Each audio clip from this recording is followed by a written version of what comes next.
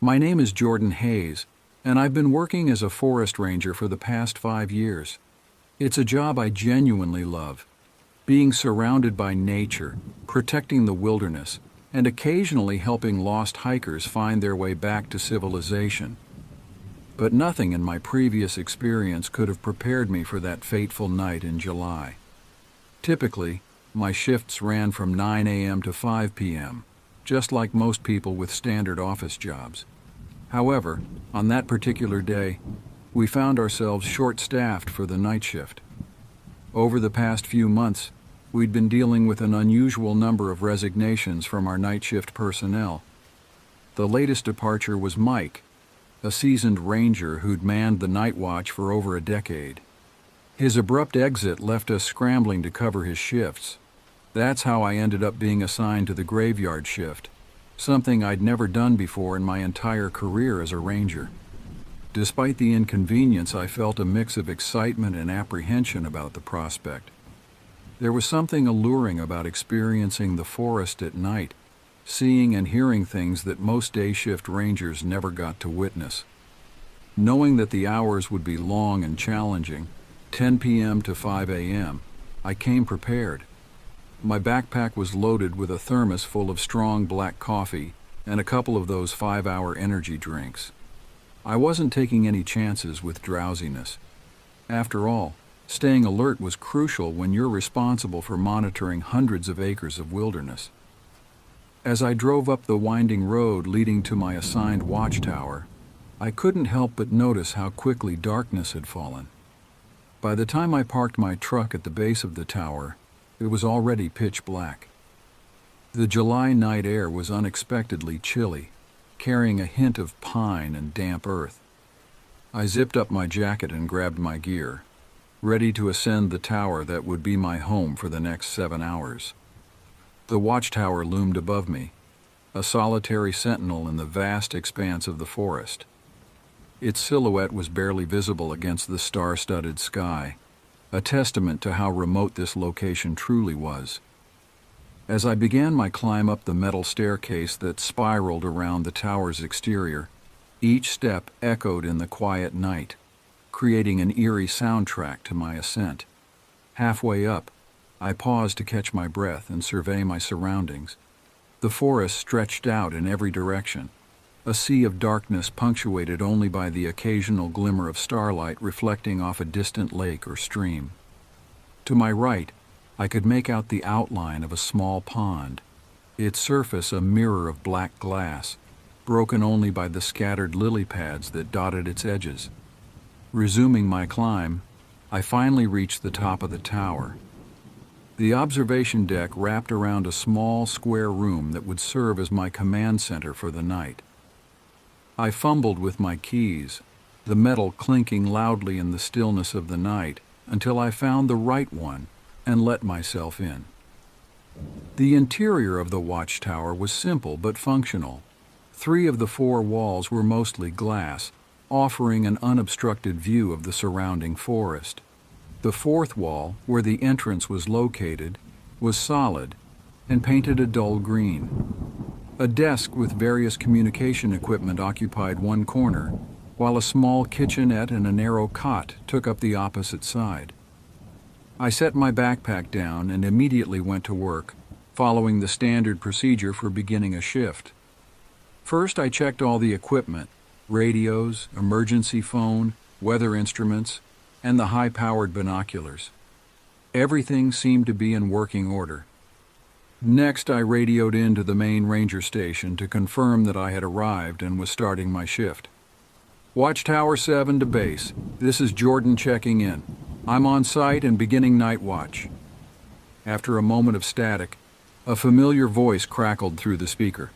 It was Ray, the senior ranger who had been with the service for over 2 decades. Copy that, Jordan. Glad you made it up there safely. Remember, it's your first night shift, so stay alert. Any questions before you settle in? I hesitated for a moment. There was something I'd been curious about, but I wasn't sure if now was the right time to ask. Curiosity got the better of me. Actually, Ray, there is one thing. I've been hearing rumors about why so many night shift rangers have been quitting lately. Do you know what's going on?" There was a long pause, long enough that I thought we might have lost connection. When Ray's voice came back, it sounded different, tenser, perhaps even a bit nervous. "Listen, Jordan, I'm not one for gossip or scary stories, but since you're up there alone, I suppose you deserve to know. The Rangers who quit, they all reported strange occurrences during their shifts. Unexplained noises, shadows moving where they shouldn't be, that sort of thing. Probably just their imaginations running wild in the dark. You know how it can get out there at night." I felt a chill run down my spine that had nothing to do with the cool night air. "Anything specific I should watch out for?" Another pause. "Just keep your eyes open, and if you see or hear anything unusual, anything at all, you radio in immediately. Understood?" "Understood," I replied, trying to keep my voice steady. "Good. Have a quiet night, Jordan. Base out." As the radio fell silent, I found myself standing in the middle of the watchtower, suddenly very aware of how alone I was. The vastness of the dark forest seemed to press in on all sides, and the glass walls that had seemed so open and airy now felt terribly exposed. Shaking off the feeling, I decided to do a visual check of the immediate area.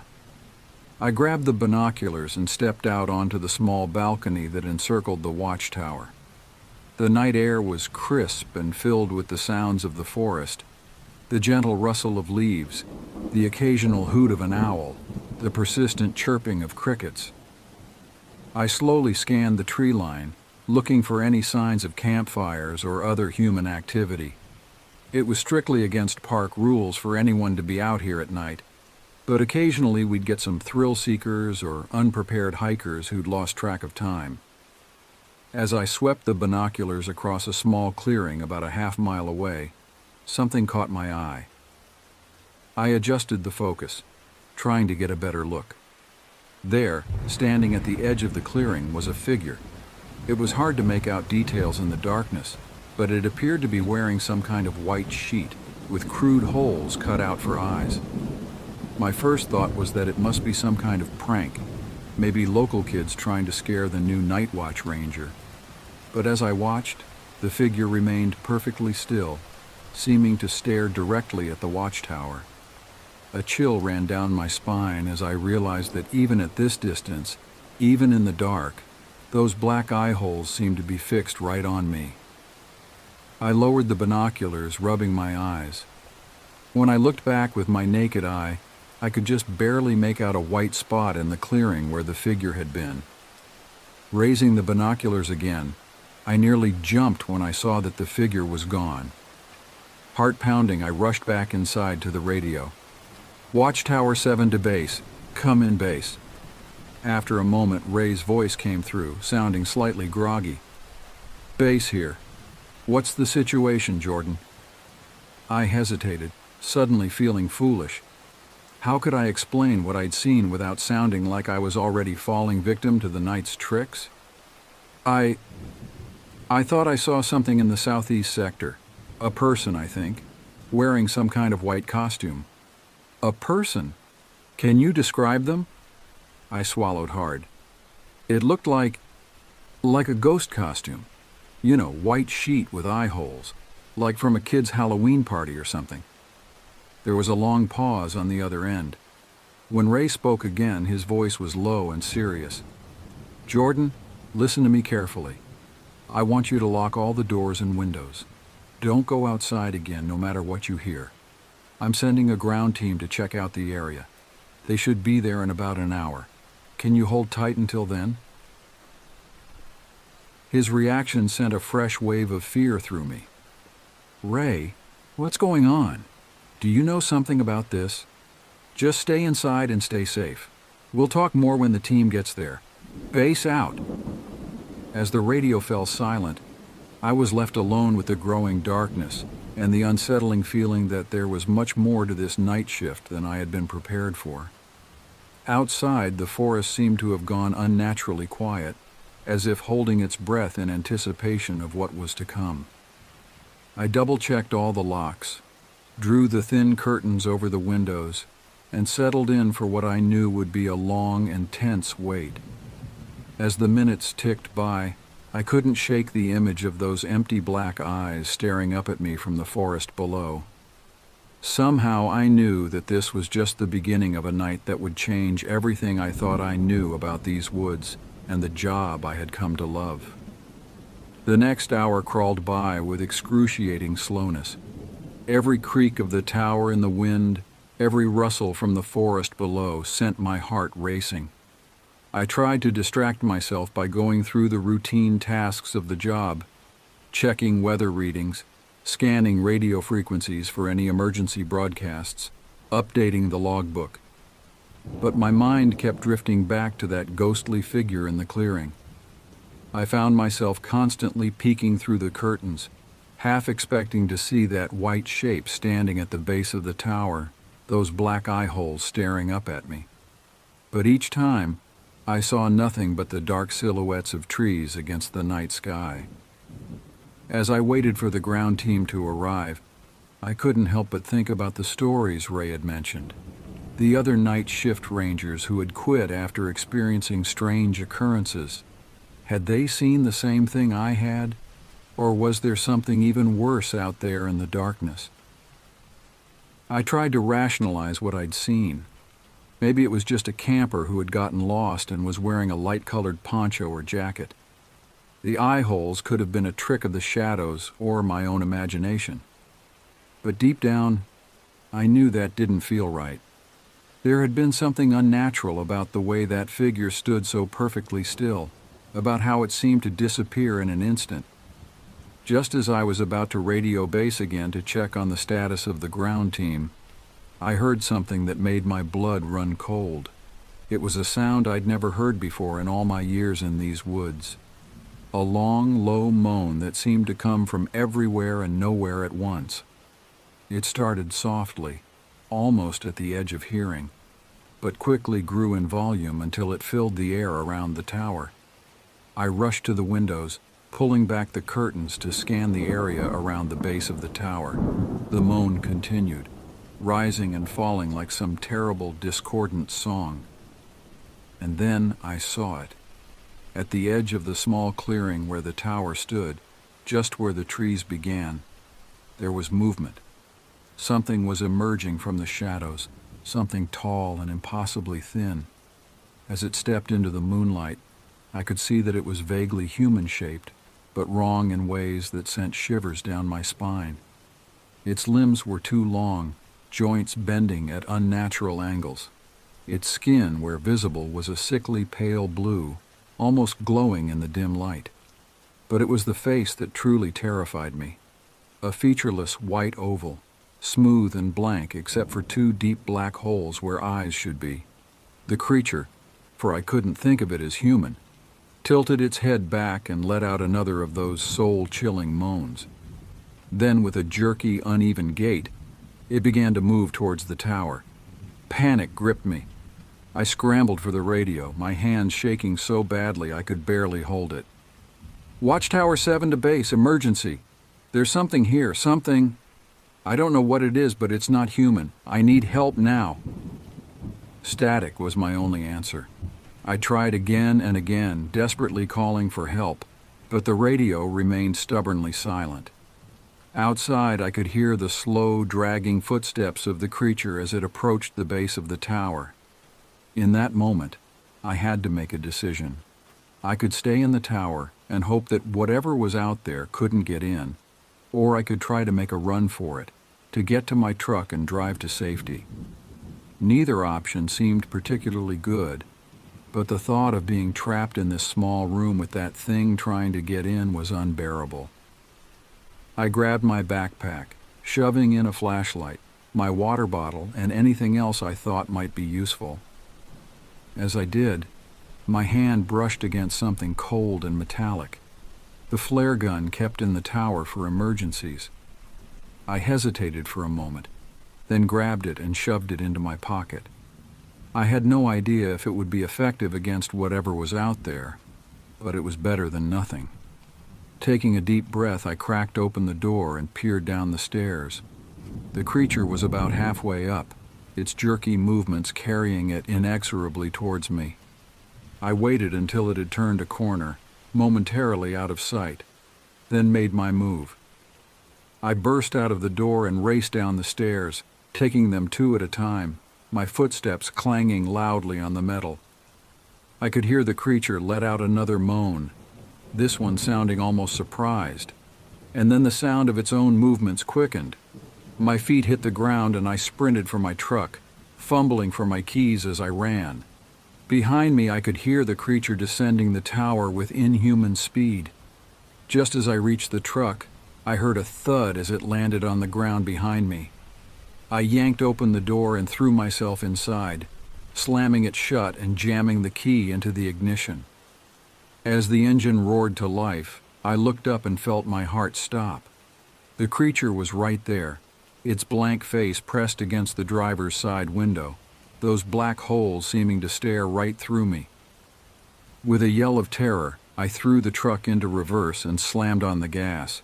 The tires squealed as I backed away, the creature's elongated fingers scraping against the glass. I shifted into drive and peeled out, the headlights illuminating the forest path ahead of me. As I sped away from the tower, my mind was racing. What was that thing? Where had it come from? And most importantly, where could I go that would be safe? I knew I couldn't outrun it forever.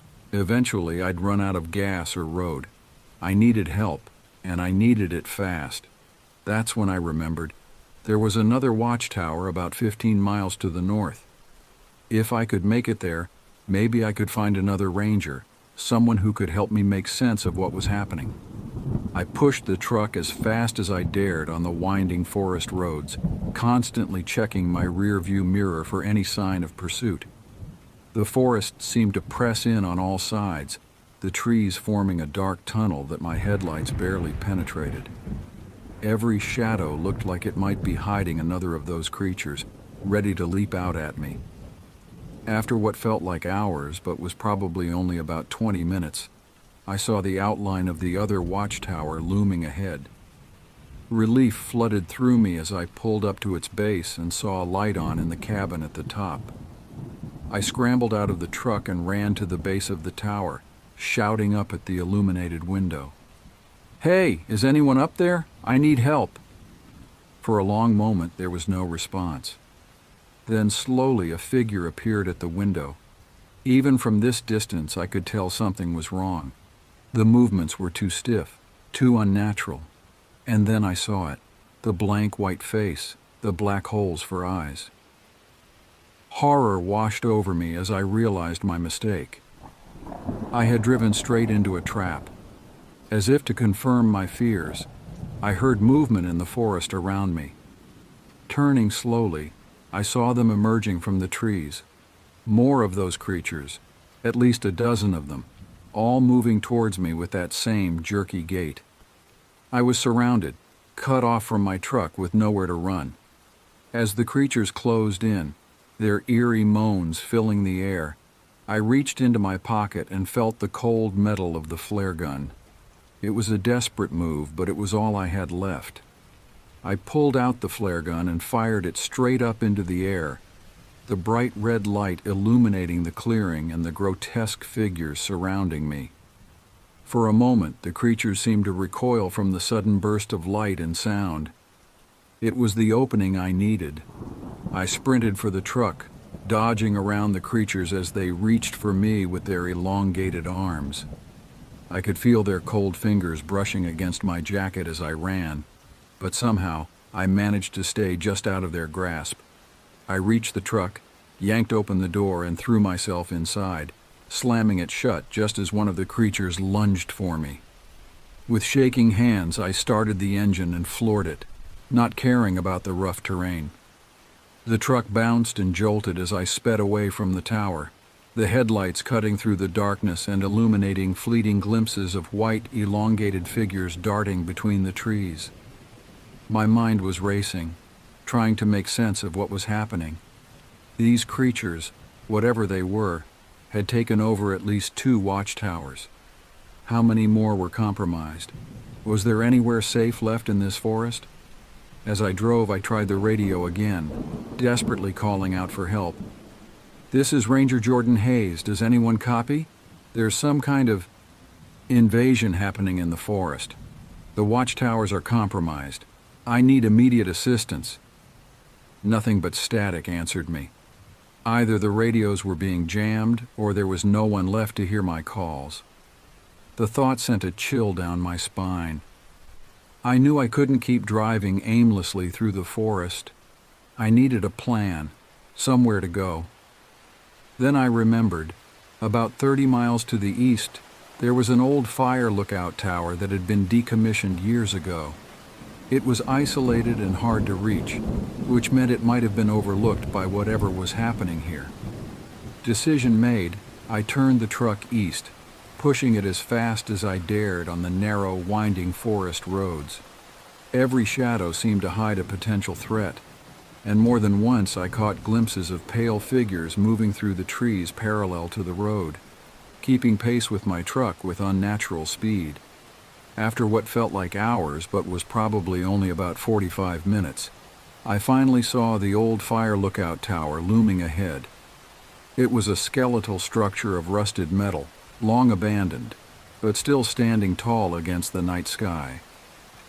I parked the truck at the base of the tower and grabbed my backpack, making sure the flare gun was still secure in my pocket. The climb up the tower was nerve-wracking. The old metal creaked and groaned with each step, and I kept expecting to see one of those creatures waiting for me around each turn of the spiral staircase, but I made it to the top without incident. The small room at the top of the tower was dusty and filled with cobwebs, but it was blessedly empty of any supernatural threats.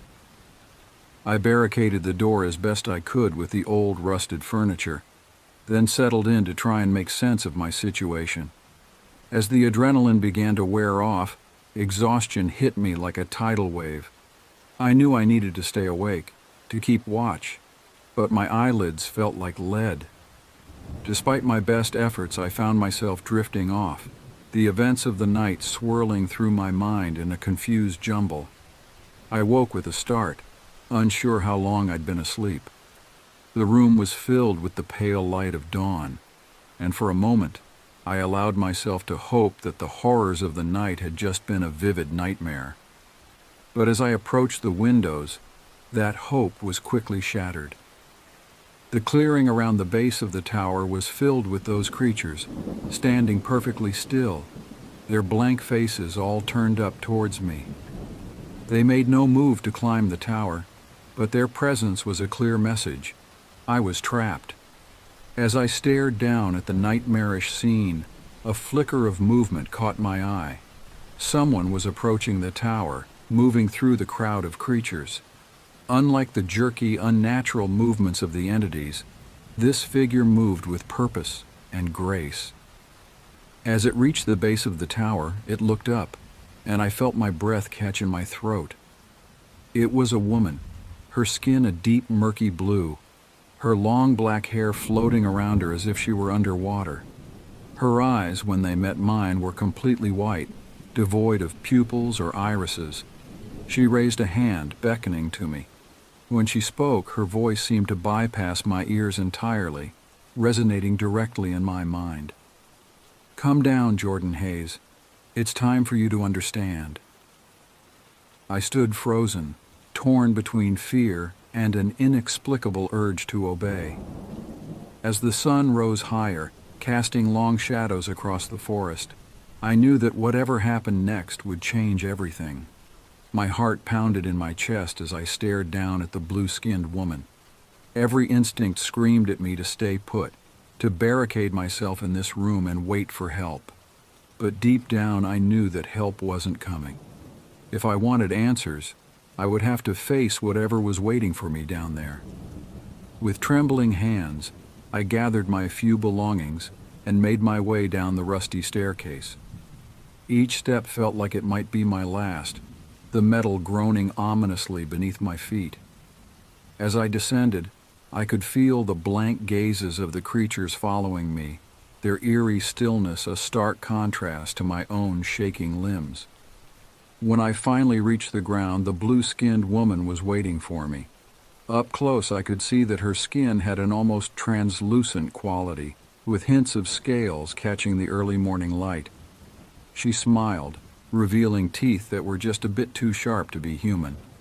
"Welcome, Jordan," she said, her voice still bypassing my ears and resonating directly in my mind. "I am Naya.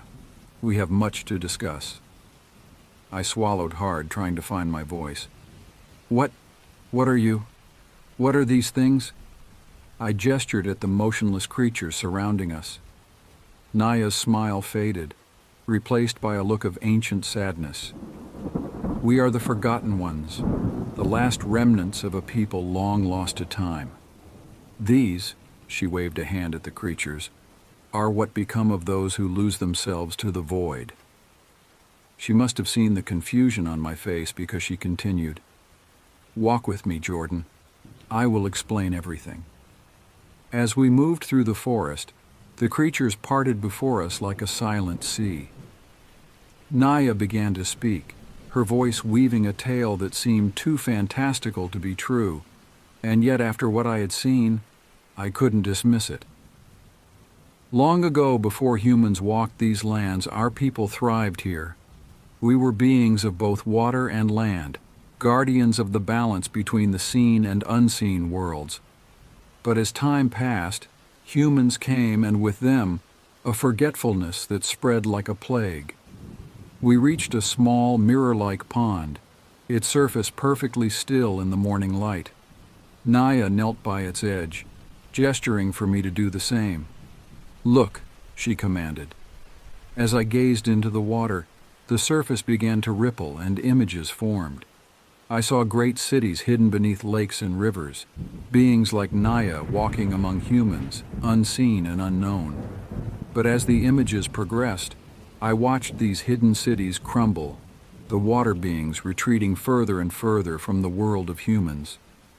As humans forgot the old ways, the magic that sustained us began to fade, Naya continued. Many of our kind simply ceased to be. Others, driven mad by the loss of their power and purpose, became the creatures you saw, trapped between worlds neither fully here nor gone. The images in the pond shifted, showing the white, eyeless figures emerging from lakes and streams, wandering the forests.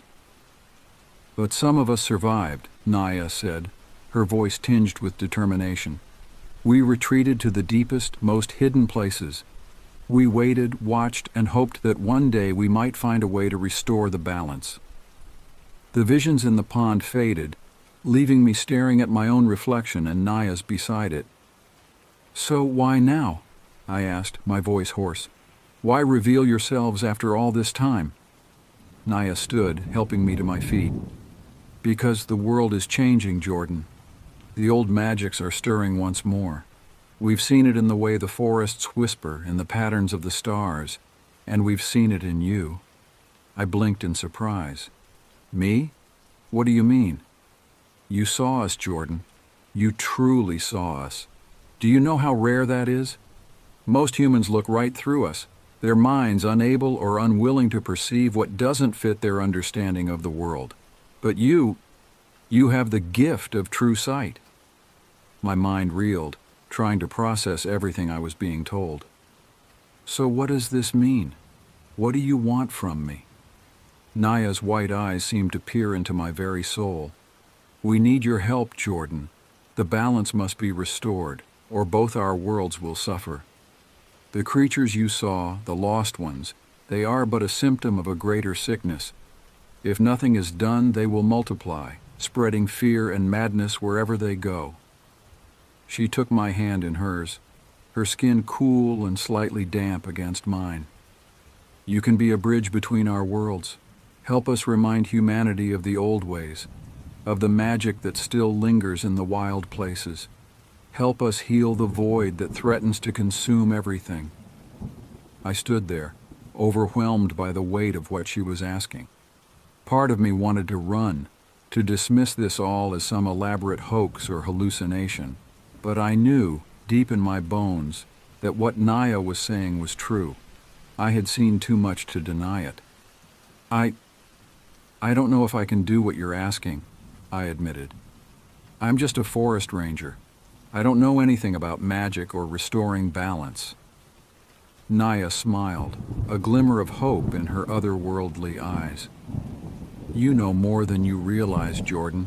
Your connection to these forests, your ability to see us, these are not accidents. You were meant for this. She gestured around us, and I noticed for the first time that the creatures, the lost ones, had formed a circle around us. But now, in the soft morning light, they seemed less menacing. There was an air of sadness about them, of longing. Will you help us, Jordan Hayes? Naya asked, her voice filled with quiet urgency. Will you stand with us against the coming darkness? I looked around at the strange gathering, the ancient being before me, the lost souls surrounding us, the forest that suddenly seemed alive with hidden wonders and terrors. I thought about my life before this night, about the simple joys and mundane worries that had filled my days. I knew that if I said yes, that life would be gone forever. But I also knew that I couldn't walk away. Whatever was happening, whatever was coming, I was a part of it now, and maybe, just maybe, I could make a difference. I took a deep breath, squared my shoulders, and met Naya's gaze. I'll do it, I said, my voice steadier than I felt. I don't know how, but I'll help you. We'll find a way to restore the balance. Naya's smile was like the sun breaking through storm clouds.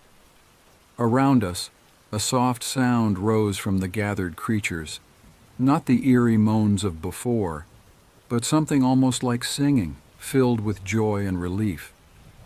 Then let us begin, Naya said, extending her hand to me once more.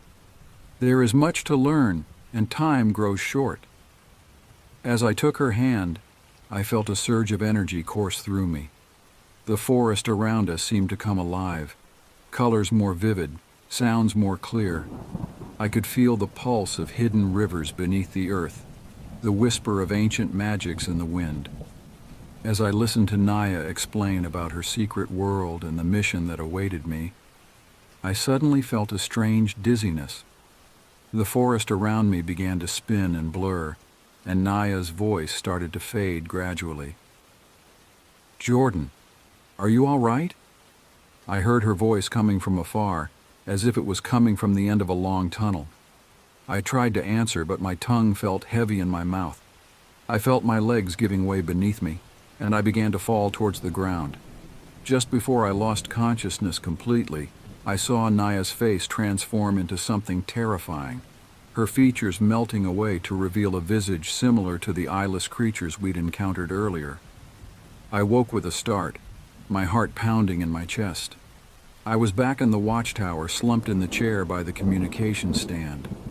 The first rays of dawn were peeking through the windows, casting long shadows across the room. Disoriented and confused, I tried to piece together what had happened. Had it all been a dream? The creatures, Naya, the ancient magic, was it all just a product of my overtired mind? I grabbed the binoculars and rushed to the window, scanning the area where I'd first seen the figure in the white sheet. The clearing was empty, showing no signs of any disturbance. With shaking hands, I reached for the radio. Watchtower 7 to base, come in base. After a moment of static, a familiar voice crackled through. Base here. What's the situation, Jordan? It was Ray, sounding as if nothing out of the ordinary had happened. I hesitated, unsure of what to say. How could I explain what I'd experienced, or thought I'd experienced? I think I might have dozed off for a bit, I finally said. Just checking in to make sure everything's okay. All quiet on this end, Ray replied. The relief team should be there in about an hour to take over. How'd your first night shift go? I swallowed hard, looking around the tower. Everything seemed normal, yet I couldn't shake the feeling that something was terribly wrong. It was uneventful, I lied. I'll be glad to see the day shift, though. As I signed off, my eyes fell on something that made my blood run cold. There, on the small kitchen counter, was a single lily pad, still wet as if it had just been plucked from a pond. I stared at it, my mind reeling. There was no pond near enough to the tower for me to have absent-mindedly picked it up, and I was certain it hadn't been there when I started my shift. As the sun rose higher, casting long shadows across the forest, I knew that whatever had happened during the night, dream, hallucination, or terrifying reality, was far from over. The day shift would arrive soon, but I had a sinking feeling that no amount of daylight could dispel the darkness that had taken root in these woods. I picked up the lily pad with trembling fingers, half expecting it to dissolve like a dream. But it remained solid and real, a tangible reminder that some mysteries are better left unsolved, and that sometimes the line between reality and nightmare is far more blurred than we'd like to believe. As I heard the distant sound of a vehicle approaching, presumably the day shift arriving, I made a decision. I slipped the lily pad into my pocket.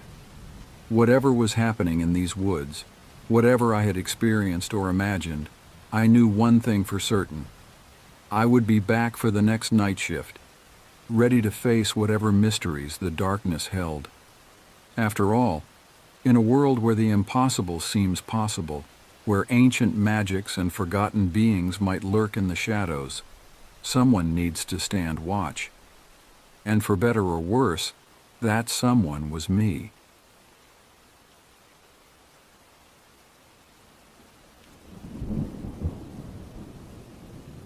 The old truck rattled down the coastal road, sea spray misting the windshield as I made my way to my new assignment. My name is Marcus Holloway, and I've been a lighthouse keeper for the better part of a decade. It's a job most folks think went extinct with the advent of automated systems, but there are still a few of us out there, tending to the more remote and historically significant lighthouses along the coast. As I rounded the final bend, Black Rock Point Lighthouse came into view. It stood on a jutting cliff at the northernmost tip of a small rocky island, connected to the mainland by a narrow causeway that disappeared at high tide. The lighthouse itself was an imposing structure, a towering cylinder of weathered stone topped with a glass beacon room that housed the powerful lamp and Fresnel lens. I pulled up to the small parking area at the base of the cliff, killing the engine. The silence that followed was almost oppressive, broken only by the distant cry of seagulls and the relentless crash of waves against the rocks below. Well, this is it, I muttered to myself, grabbing my duffel bag from the passenger seat. Home, sweet home for the next 6 months. As I made my way up the winding path to the lighthouse, I couldn't shake the feeling that I was being watched. I glanced back several times, but saw nothing except the empty parking lot and the vast expanse of the Atlantic stretching out to the horizon. The lighthouse keeper I was relieving, an old salt named Tom, was waiting for me at the door. His weathered face was creased with worry lines, and his eyes darted nervously between me and the lighthouse. "You must be Marcus," he said, his voice gravelly from years of shouting over storm winds. "Glad you made it. Was starting to think you might not show." I extended my hand, which he shook briefly. "Traffic was a bit heavier than I expected. Nice to meet you, Tom." He nodded, then turned to unlock the lighthouse door. As we stepped inside, the temperature seemed to drop several degrees. Tom led me through a quick tour of the living quarters. A small kitchen, a bedroom, a tiny bathroom, and a study area filled with logbooks and weather monitoring equipment. "Right then," Tom said, handing me a ring of keys. "She's all yours, Marcus. I've left instructions for the equipment in the logbook. Just keep the light burning no matter what. And don't listen to the sounds. They ain't real." Before I could ask what he meant, Tom was hobbling down the path to where a boat waited to take him back to the mainland. I watched him go, a sense of unease settling in my stomach. Little did I know, this was just the beginning of the strangest and most terrifying 6 months of my life. The first few days at Black Rock Point were uneventful. I settled into a routine, maintaining the equipment, keeping logs, and ensuring the powerful beam cut through the night, warning ships away from the treacherous rocks that gave the point its name. It was on the 4th night that things began to change. I was in the lamp room polishing the Fresnel lens when I noticed something odd in the water below. A faint greenish glow seemed to be moving beneath the waves, circling the island in a slow, deliberate pattern. I grabbed the binoculars for a closer look, but whatever it was too deep to make out clearly. Just a diffuse, otherworldly light moving with purpose through the dark waters. As I watched, transfixed, I became aware of a low, thrumming sound. It wasn't coming from outside, but seemed to emanate from the very walls of the lighthouse itself. The sound grew in intensity, and I felt it resonating in my chest, setting my teeth on edge. Suddenly, the lamp behind me flickered. I turned quickly, heart racing. The powerful beam stuttered and dimmed for a moment before roaring back to life. In that brief instant of darkness, I could have sworn I saw something move outside the glass, a massive shape gliding past the lamp room. But that was impossible. We were hundreds of feet above the water. I spent the rest of the night on edge, checking and rechecking the lamp, unable to shake the feeling that something out there in the darkness was watching me. The next morning, as pale sunlight struggled through the perpetual cloud cover, I decided to distract myself by going through the lighthouse's records. In the study area, I found shelves lined with old logbooks kept by previous keepers. Most of the entries were mundane, notes about weather conditions, maintenance tasks, supply deliveries. But as I flipped through the most recent book, Tom's Log, I noticed a change. His neat, measured handwriting became increasingly erratic, the entries more disjointed. One entry, dated just a week before I arrived, caught my eye. The light dimmed again tonight. Saw the glow in the water. It's getting closer. They're calling to me. God help me, I think I want to answer. The next few pages were filled with frantic scribblings, rough sketches of what looked like tentacles and strange, otherworldly geometries. The final entry, dated the day before I arrived, consisted of a single sentence. I can't stay here anymore. May God have mercy on whoever comes next. A chill ran down my spine. What had Tom experienced here? Was I witnessing the same phenomena that had driven him to the brink? Determined to find answers, I delved deeper into the older logbooks. As I read through decades of entries, a pattern began to emerge. Every few years, keepers would report strange sightings, lights in the water, unexplained noises, feelings of being watched. Some entries spoke of vivid nightmares, of a city beneath the waves that called to them in their sleep. One logbook, dating back to the 1920s, contained a loose newspaper clipping. The yellowed paper crumbled at my touch, but I could still make out the headline, "Fishing Vessel Lost Off Black Rock Point. Sole Survivor Raves About City of the Deep." I was so engrossed in my research that I barely noticed the day slipping away. As dusk approached, I reluctantly set aside the logbooks and made my way up to the lamp room, a growing sense of dread settling over me. That night, an unseasonable storm began to brew. The wind picked up, howling around the lighthouse, and rain lashed against the windows.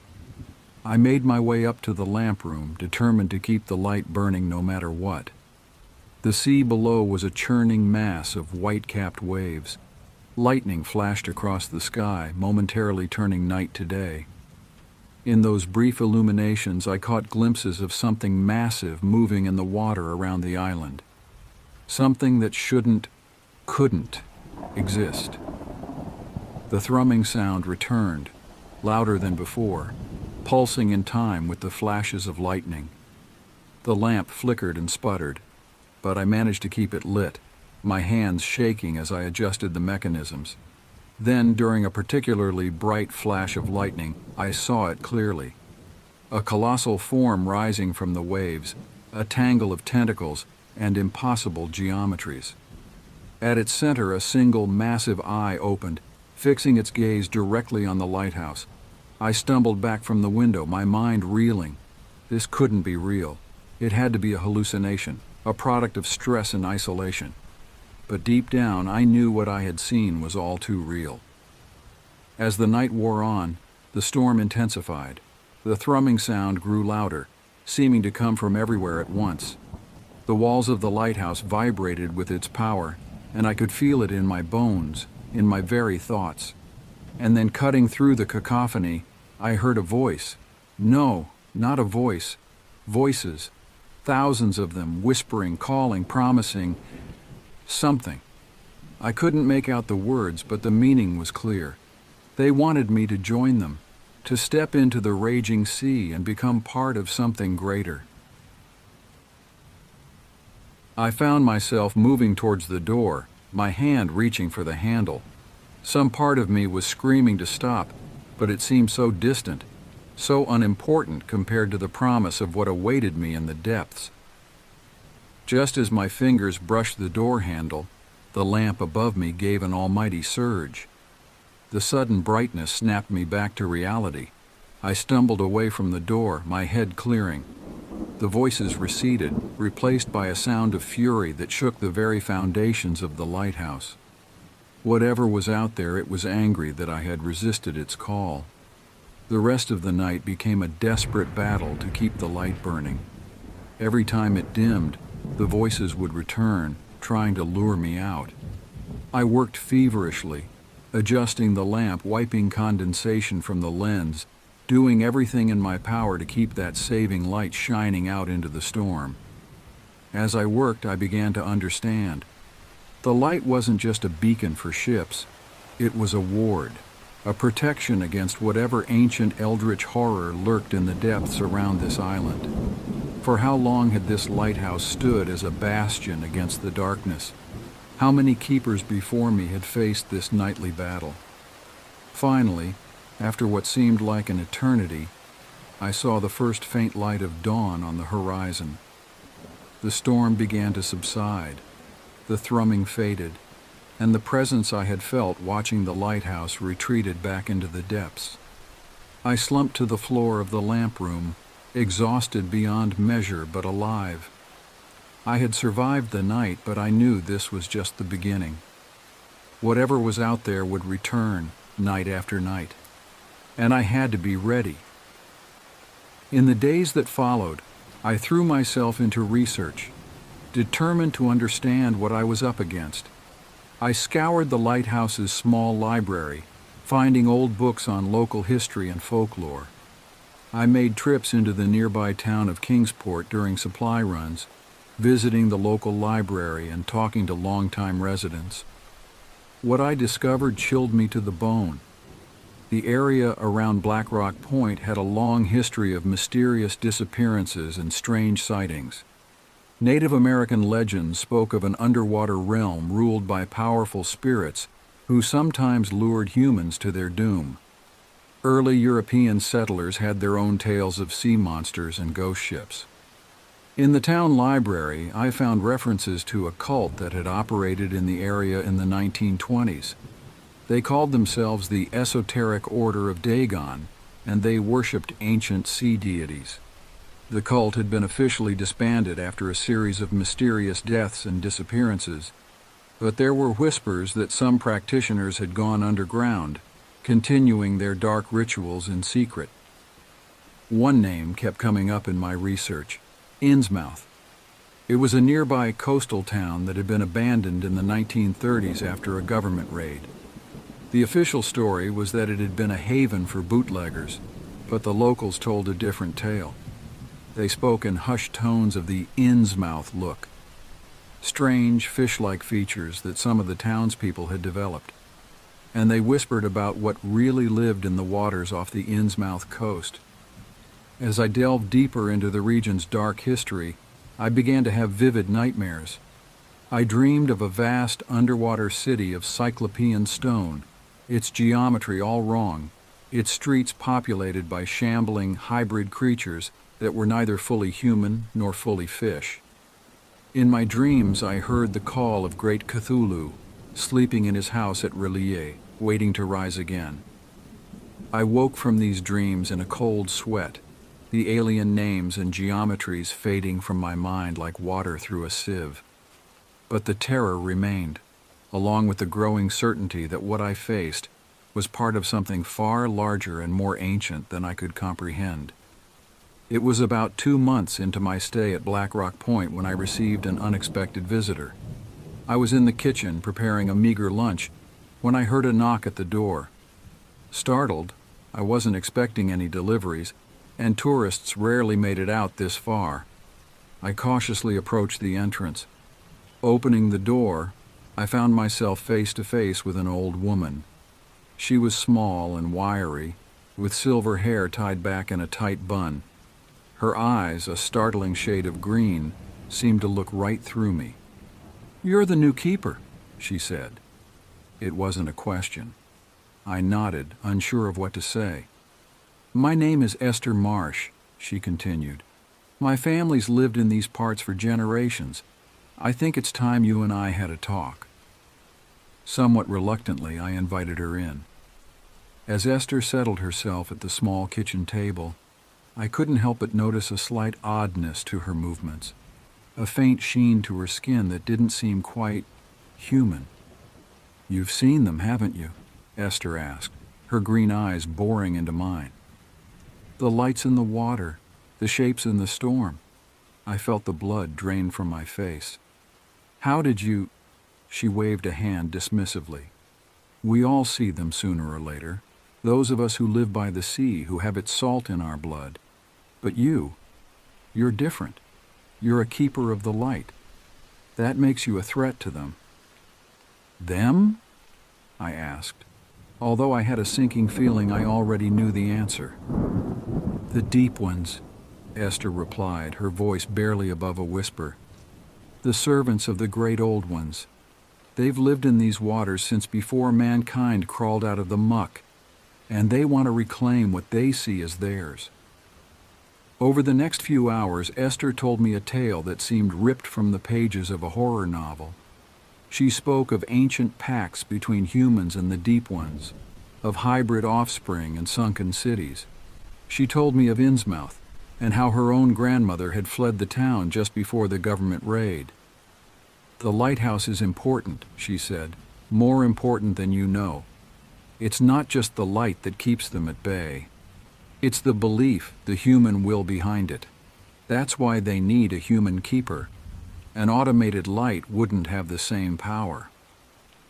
As Esther talked, pieces began to fall into place. The strange sightings, the lure of the deep, the importance of keeping the light burning, it all made a twisted kind of sense. "Why are you telling me all this?" I asked when she finally fell silent. Esther's eyes seemed to cloud over for a moment. When she spoke, her voice had a strange, echoing quality to it. "A storm is coming, Keeper. A great and terrible storm. The stars are aligning and the great old ones stir in their sleep. You must be ready. The light must not go out." With that, she stood abruptly and made her way to the door. As she stepped outside, she turned back to me one last time. "Remember, Keeper, the light is your weapon, your shield. No matter what you see, no matter what you hear, keep it burning." And then she was gone, leaving me alone with a head full of eldritch knowledge and a growing sense of dread. In the weeks following Esther's visit, the incidents at the lighthouse intensified. The nightly light in the water grew brighter, and sometimes I could swear I saw shapes moving within it, vast, writhing forms that made my eyes hurt to look at them. The dreams became more vivid, more insistent. I would wake gasping for air, my sheets soaked with sweat, the taste of salt water in my mouth. In my dreams, I walked the streets of that sunken city, its bizarre architecture looming over me.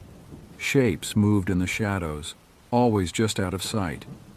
And always, always there was the call, a deep, resonant sound that vibrated in my very bones, urging me to join them in the depths. I began to notice changes in myself as well.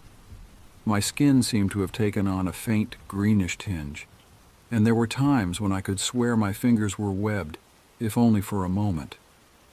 I found myself drawn to the sea in a way I never had been before, spending hours staring out at the waves when I should have been attending to my duties. But through it all, I kept the light burning. No matter how strong the call of the deep, no matter how my body and mind seemed to be changing, I knew that I had to keep that beacon shining out into the night. It was my duty, my purpose, my only defense against the horrors that lurked in the darkness. One night, about 4 months into my stay, I made a shocking discovery.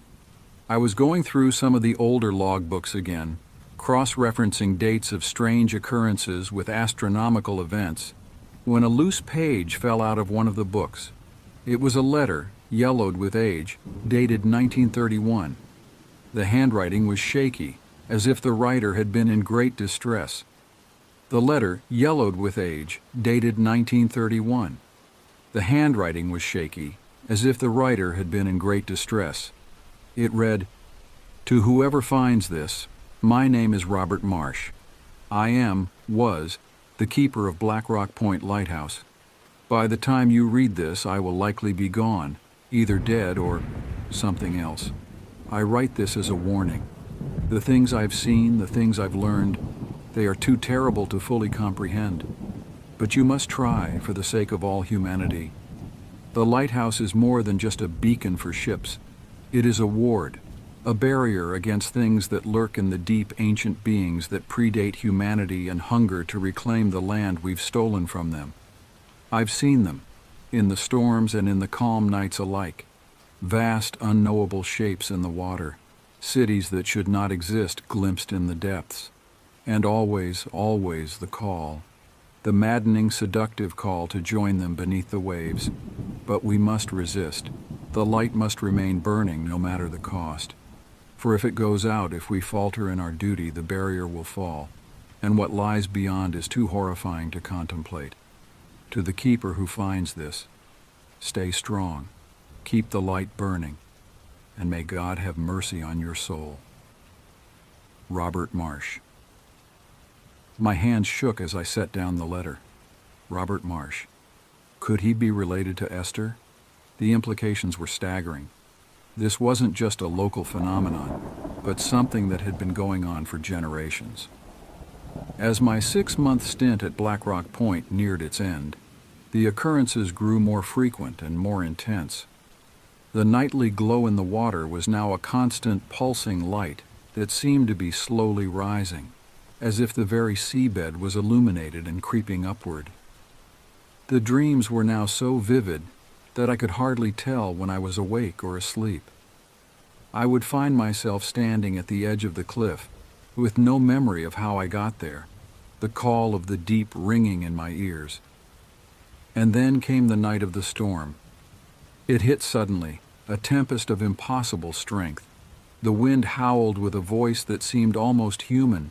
Rain lashed against the lighthouse with the force of bullets, and the sea churned and boiled as if it was trying to swallow the very land. I raced to the lamp room, knowing that tonight, more than ever, the light had to keep burning.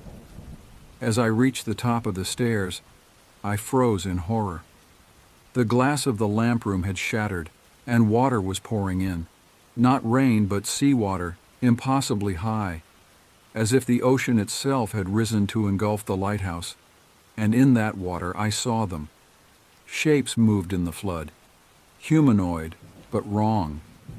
Scales glinted in the flashes of lightning, webbed hands clawed at the floor, and eyes, bulbous, unblinking eyes, stared at me with a hunger that was all too human.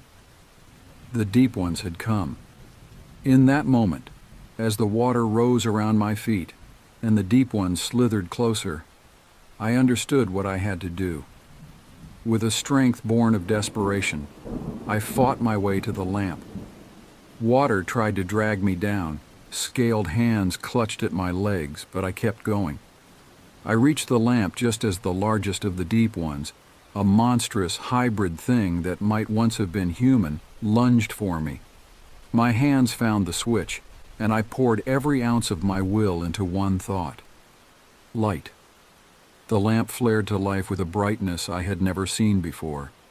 It was more than light. It was hope. It was defiance against the darkness. It was humanity's stand against the horrors of the unknown. The deep ones shrieked, a sound that pierced my very soul. They writhed in agony, their forms seeming to melt in the purifying light.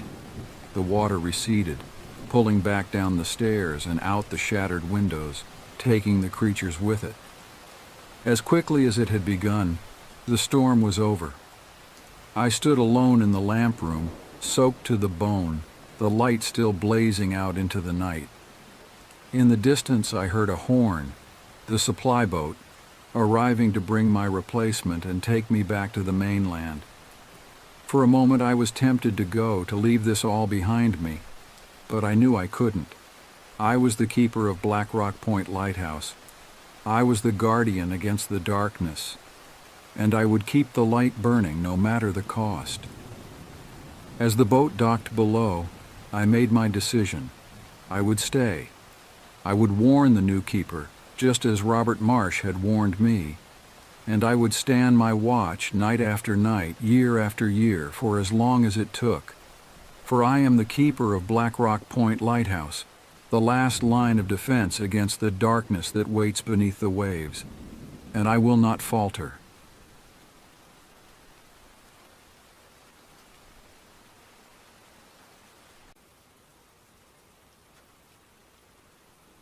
The old truck rattled down the dirt road, surrounded by towering pine trees that seemed to lean over us, blocking out the fading sunlight. My name is David Crothers, and I was on my way to my new assignment as a forest ranger in the Whisper Woods National Reserve. After hours of driving, I finally arrived at the ranger's cabin. It was a modest wooden structure situated in the middle of a small clearing surrounded by dense forest. I parked the truck and took a deep breath, savoring the crisp, pine-scented air. "Welcome to Whisper Woods," a voice came from behind me, making me jump. I turned to find an old man standing there, his face weathered and his eyes sharp. "I'm Jim, the outgoing ranger," he said, extending his hand. I shook it, noting the strength in his grip despite his advanced age. "David," I replied. "Nice to meet you." Jim led me on a quick tour of the cabin, explaining the basic duties and where equipment was stored. As we talked, I noticed his eyes constantly darting to the tree line, as if watching for something. "One last thing," Jim said as we finished the tour. His voice had dropped to almost a whisper. "Whatever you do, don't go into the woods at night. And if you hear something calling your name, ignore it." Before I could ask what he meant, Jim was already heading to his own truck. "Good luck, David," he called over his shoulder. "You're gonna need it." As I watched him drive away, a chill ran down my spine despite the warm evening air. What had I gotten myself into? The first few days at Whisper Woods were uneventful. I patrolled the marked trails, checked on campsites, and kept an eye out for any signs of trouble. The forest was beautiful, but there was something off about it. The silence was too deep, the shadows too dark. It was on my 5th night that things began to change. I was sitting on the cabin's porch enjoying the cool evening air when I heard it, a voice calling my name from the depths of the forest. "David, David." It was faint, almost like a whisper on the wind, but unmistakably there. I froze, remembering Jim's warning. The voice called again, louder this time, and I could have sworn it sounded like my mother. But that was impossible. My mother had passed away years ago. I shook my head, trying to clear it. Must be the wind playing tricks, I thought. But deep down, I knew it wasn't just the wind. Over the next few weeks, the occurrences became more frequent. I'd catch glimpses of movement just at the edge of my vision, only to find nothing there when I turned to look. The voice calling my name became a nightly occurrence, sometimes sounding like my mother, other times like old friends, always trying to lure me into the woods. But it was the footprints that really got to me. I found them one morning after a light rain, huge canine-like prints that suddenly turned into human footprints mid-stride. I followed them for a while, my heart pounding, until they simply vanished, as if whatever made them had simply disappeared into thin air. That night I finally broke down and called Jim. "Jim," I said when he answered, my voice shaking, "what the hell is going on in these woods?" There was a long pause before he replied. "I was hoping you wouldn't have to find out," he said with a sigh. "But I guess it's time you knew the truth about Whisper Woods." Jim's story chilled me to the bone. According to him, Whisper Woods was home to not one, but two ancient horrors, the Skinwalker and the Wendigo. The Skinwalker, he explained, was a shape-shifting creature from Navajo legend. It could take on the form of any animal or even mimic the voices of loved ones to lure its prey. The footprints I had found were likely its doing. But the Wendigo, Jim said, his voice dropping to a whisper, that's the real danger. It's a spirit of hunger and winter, always craving human flesh. It can possess people, drive them to cannibalism. And once you're possessed, there's no coming back. I listened in stunned silence as Jim continued. He told me about the long history of disappearances in Whisper Woods, of rangers driven mad by what they'd seen. The government knew about it, he said, but kept it quiet. Better to lose a few hikers or rangers than to admit the existence of such creatures. "But why keep a ranger here at all?" I asked. "Because someone needs to keep watch," Jim replied, "to warn people away when the dangers grow too great, and sometimes to make the hard choices." I didn't want to think about what he meant by hard choices. "How do I protect myself?" I asked, fear and determination warring inside me. "Salt and iron for the Skinwalker," Jim said, "and fire works on both of them. But the best protection? Don't let them inside your head. Don't listen to the voices. Don't trust what you see. Your mind is the battlefield, David. Don't lose it." As I hung up the phone, I realized that my simple ranger job had turned into something far more dangerous. I was now a guardian, standing watch against horrors most people couldn't even imagine. Little did I know my true test was yet to come. As summer faded into autumn, and autumn gave way to winter, the occurrences in Whisper Woods intensified. The voice calling my name became more insistent, sometimes pleading, sometimes angry. I'd wake up to find strange symbols carved into the trees around my cabin, symbols that seemed to shift and change when I wasn't looking directly at them. But it was the dreams that really got to me. Night after night, I found myself wandering through a dark, twisted version of the forest. In these dreams, the trees were gnarled and leafless, their branches reaching out like clawed hands. And always at the edge of my vision, I could see them, dark, hunched shapes that moved with an unnatural fluidity, always just out of clear sight. I'd wake from these dreams drenched in sweat, the taste of fear metallic in my mouth. But the worst part was the hunger, a gnawing, insatiable hunger that no amount of food seemed to satisfy. As winter set in, bringing with it bitter cold and heavy snows, I found myself becoming more and more isolated. The roads became impassable, and my radio communications with the outside world grew increasingly unreliable. I was alone in Whisper Woods, alone with the horrors that lurked in the shadows. It was on the winter solstice, the longest night of the year, that everything came to a head. I was huddled in my cabin, a roaring fire in the hearth and salt lines across every threshold, when I heard it. A blood-curdling scream from somewhere in the forest. My first instinct was to ignore it, to stay safe inside my protected cabin. But then I heard it again, and this time I recognized the voice. It was Sarah, my sister. But that was impossible. Sarah lived hundreds of miles away. She couldn't be here. It's not real, I muttered to myself, remembering Jim's warnings. It's the skinwalker trying to lure me out. But what if I was wrong? What if by some impossible chance it really was Sarah out there, in danger? Could I live with myself if I didn't at least check?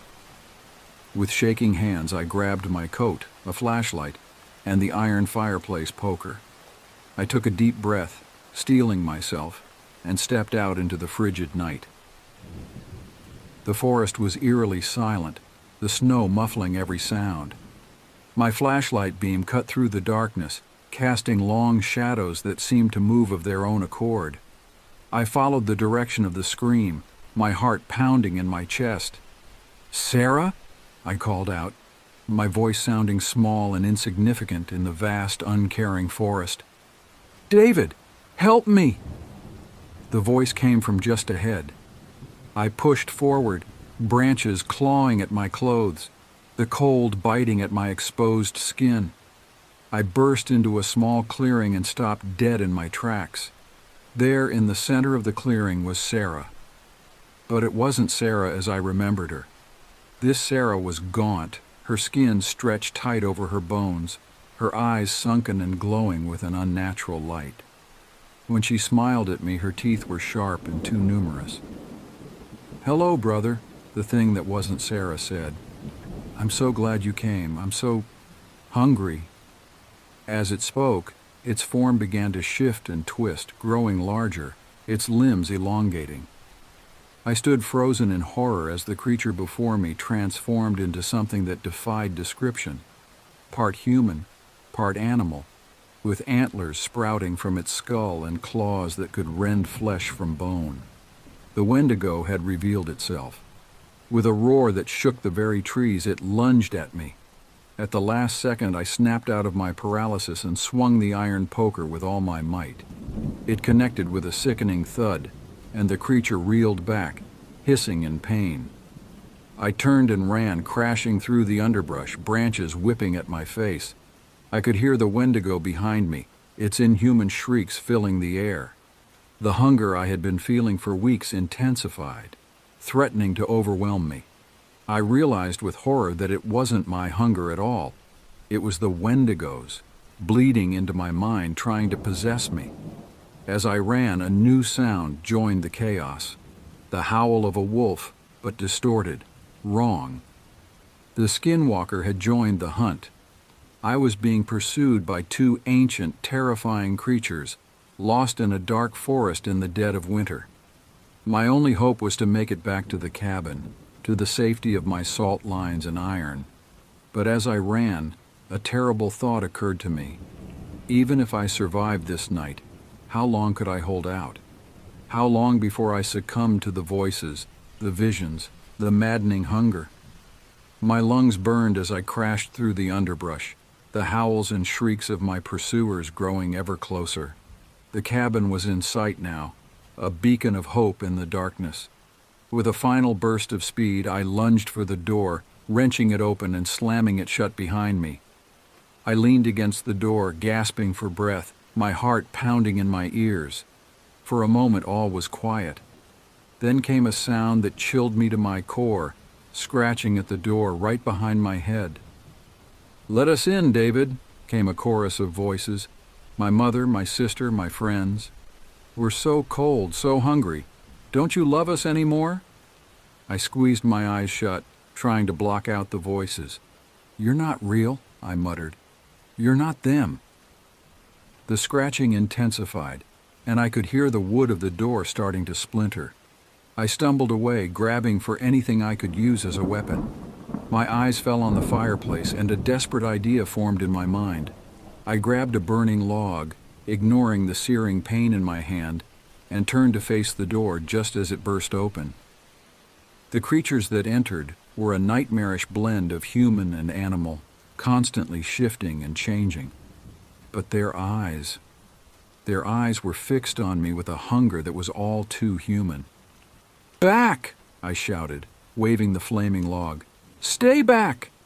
To my amazement, they recoiled from the fire, hissing and snarling. I pressed my advantage, forcing them back out into the snow. As soon as they were clear of the doorway, I slammed it shut and collapsed to the floor, my mind reeling from what had just happened. As the adrenaline faded, I became aware of a searing pain in my arm. Rolling up my sleeve, I saw a deep gash, likely from a branch as I ran through the forest. But there was something odd about the wound. The edges seemed to be moving, squirming as if alive.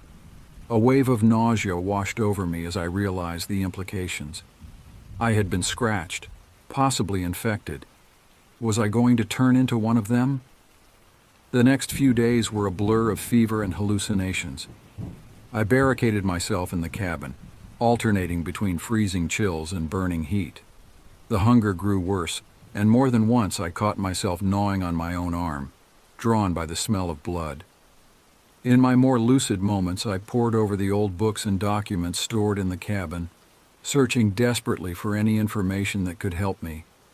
It was in one of these sessions that I made a startling discovery. Hidden in the back of an old journal, I found a map of Whisper Woods.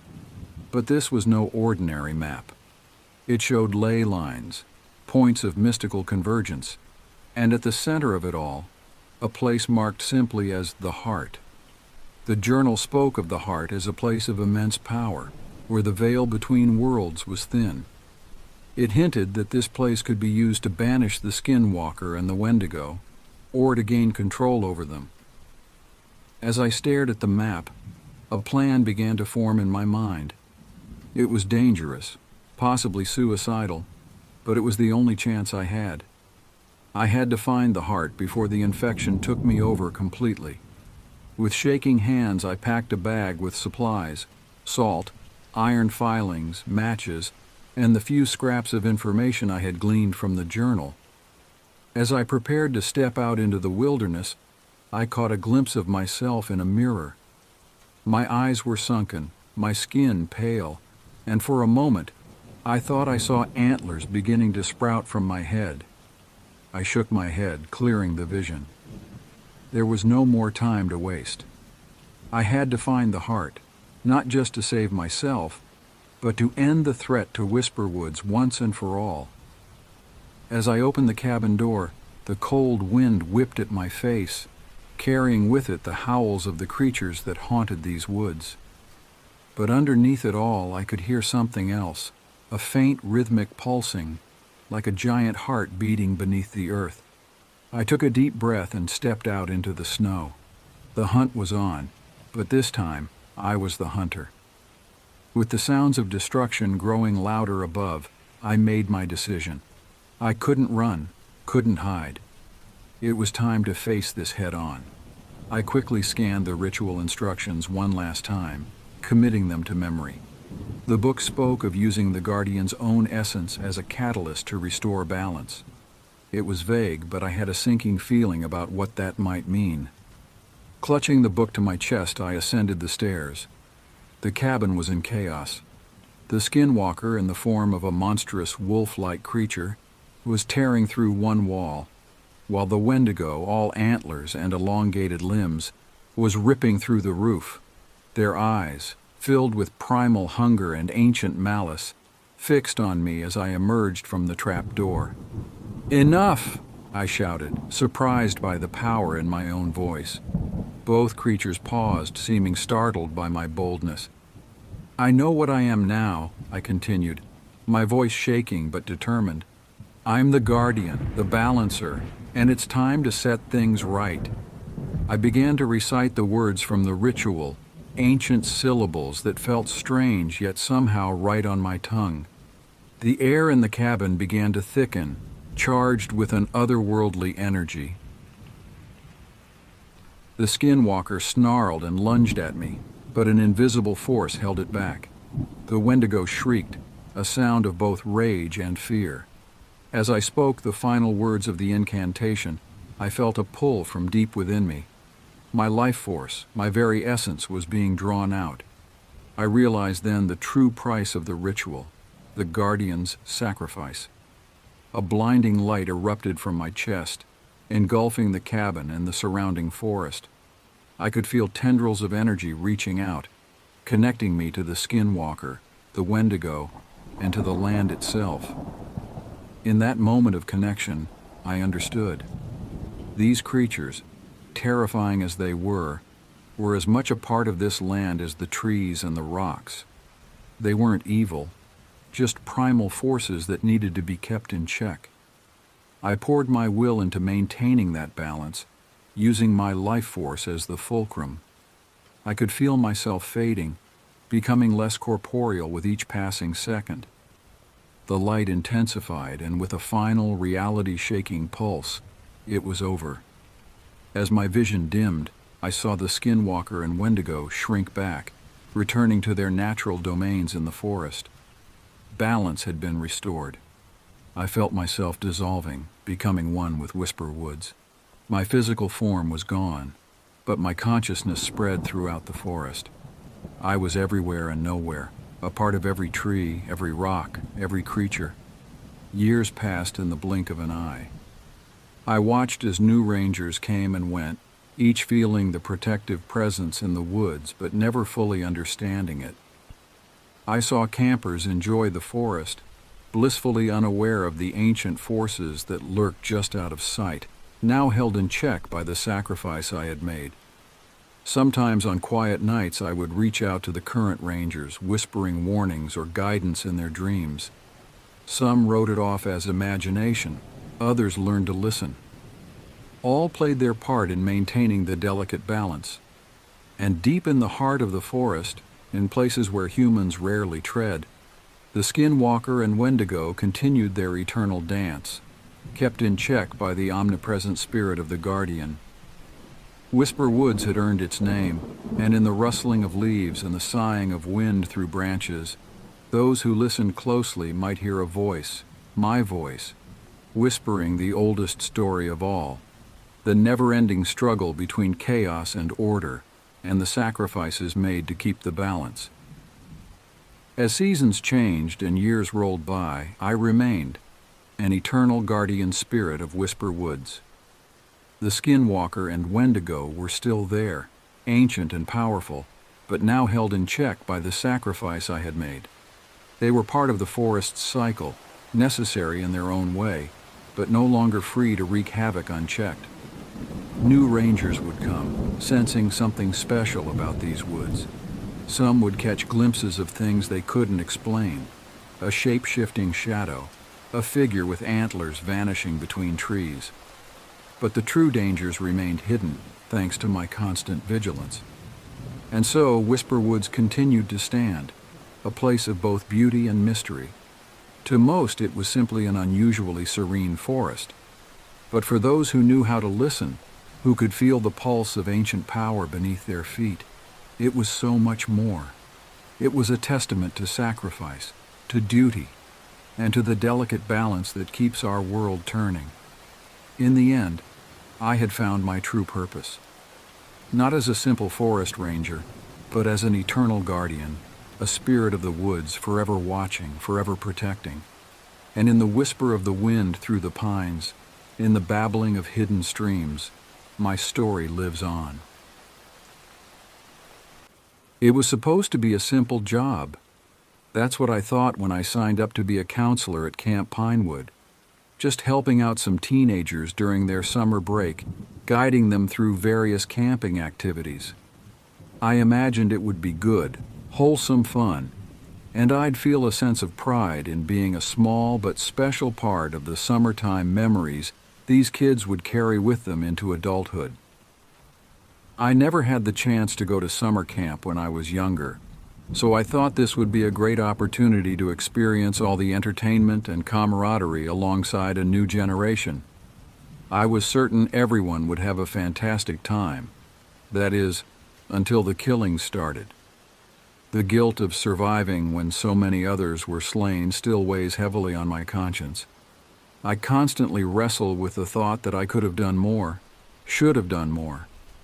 The how and why of it all still eludes me. When it was over, I couldn't believe what had happened, or who the police said was the perpetrator. The trauma and fear from those horrific events will stay with me forever. But at least I survived. My friends and the campers weren't so fortunate. I've decided to recount what I remember, both to honor their memory and to force myself to face my own failure to protect them. I know I could have done more, but if it was really who I suspect it was, would I have been able to stop them? The answer to that question haunts me every day. It was the first week of summer when I headed to Camp Pinewood with the other counselors. The day was beautiful, with clear skies and a gentle breeze. The scenic vista of the camp and the nearby Lake Serenity, glistening in the morning light, was truly an inspiring sight.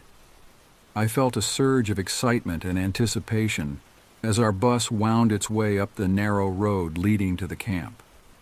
There were 3 other counselors with me: Olivia, Marcus, and Zoe. They all looked like they had just graduated high school, making me the oldest of the group by a few years. Zoe had been sitting next to me on the bus, so I tried to strike up a conversation with her. However, she seemed disinterested, spending most of the journey glued to her phone. Meanwhile, Marcus was making awkward attempts to flirt with Olivia, who kept rolling her eyes and trying to ignore his clumsy small talk.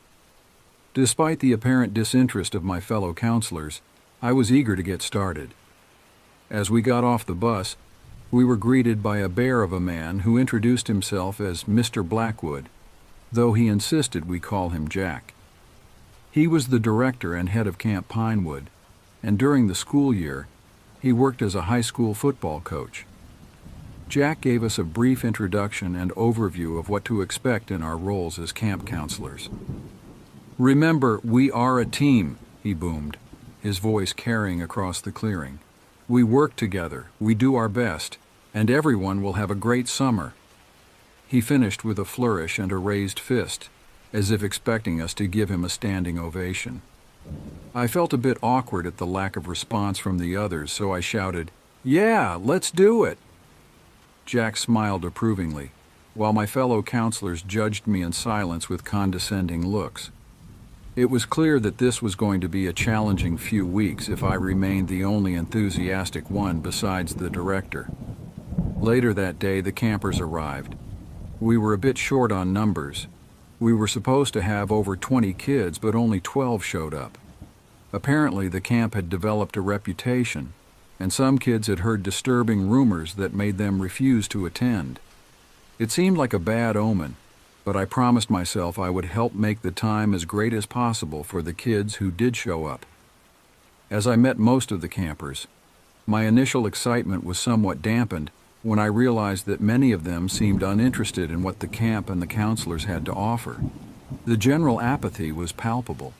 They were high schoolers after all, and to my dismay, they seemed more inclined to ignore our attempts at instruction and activities, preferring to stay glued to their phones.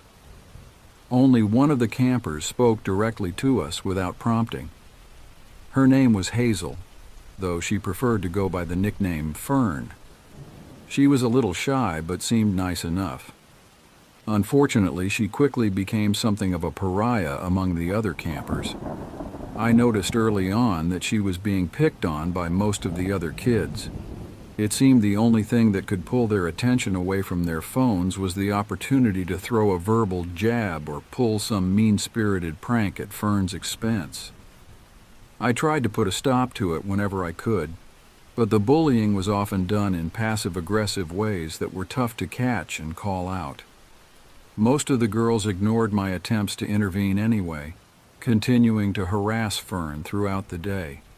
We had a very busy first day of activities and orientation. Many of the kids did start to have fun when they realized there was a lot more to do than just sit around on social media. Marcus and I showed the boys to their cabins, while Zoe and Olivia showed the girls to theirs. Even as we parted into our groups, I saw Fern looking sullen, and I noticed more of the girls snickering at her behind her back. It was tough to watch, but I felt powerless to do much about it at that point. That night, Jack had arranged a counselor meeting. As we gathered in his office, I noticed that he seemed very odd. He was normally very cheery, practically dripping with enthusiasm. Now, though, despite having arranged the meeting himself, he seemed distracted and almost paranoid. It was as if he kept looking over his shoulder, and at several points he even asked us, "Do you all hear that? That chiming sound in the distance?" We all listened carefully, but none of us could hear anything unusual. I offered, "I can go take a look and see if some of the kids left their cabins and are messing around with some of the trinkets in the storage shed. I know there was an old cowbell out there." Marcus interrupted me quickly, saying, "I got a fever, and the only prescription is more cowbell," in a terrible Christopher Walken impression. I laughed despite the interruption, while Zoe and Olivia either didn't get it or didn't care. Jack, however, glowered at Marcus, clearly not amused. We sat back down, and Jack muttered again, "I hear something out there. Someone is messing with me."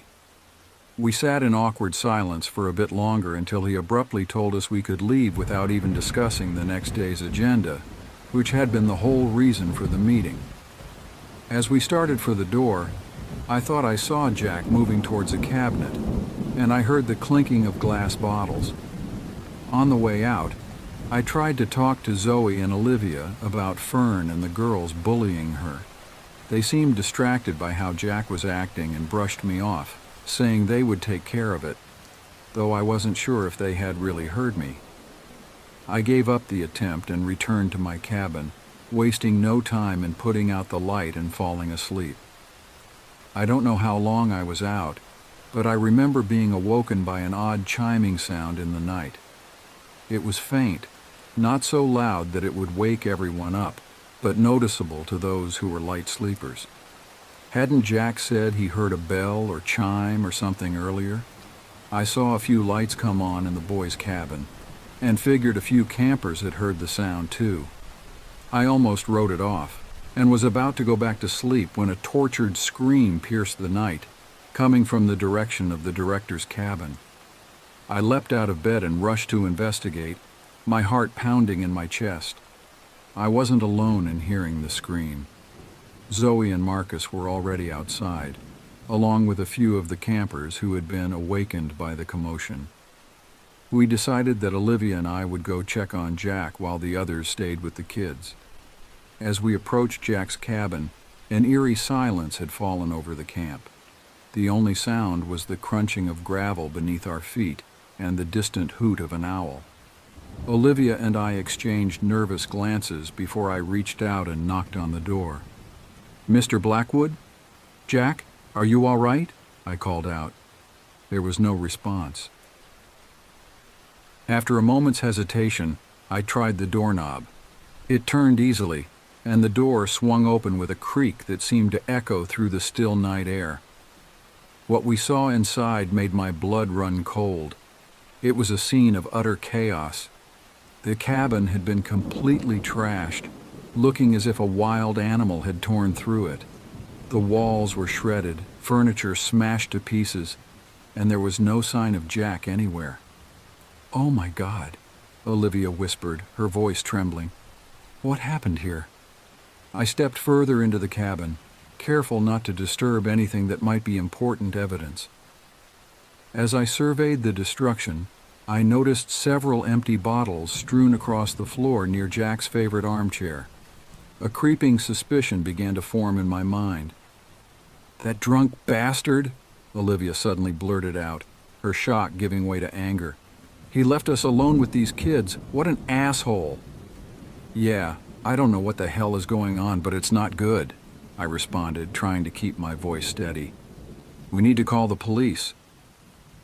We were almost ready to leave when something caught my eye. Near Jack's desk was a small, ornate black box that had been partially opened. Curiosity got the better of me, and I moved closer to examine it.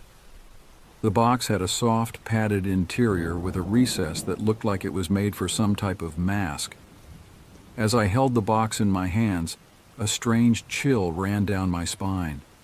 For a moment I could have sworn I heard an ethereal chime in the distance, beckoning me. I found myself staring off into space, lost in thought. "Hey, are we leaving or what?" Olivia's sharp voice snapped me back to reality. I shook my head, trying to clear the fog that had settled over my mind.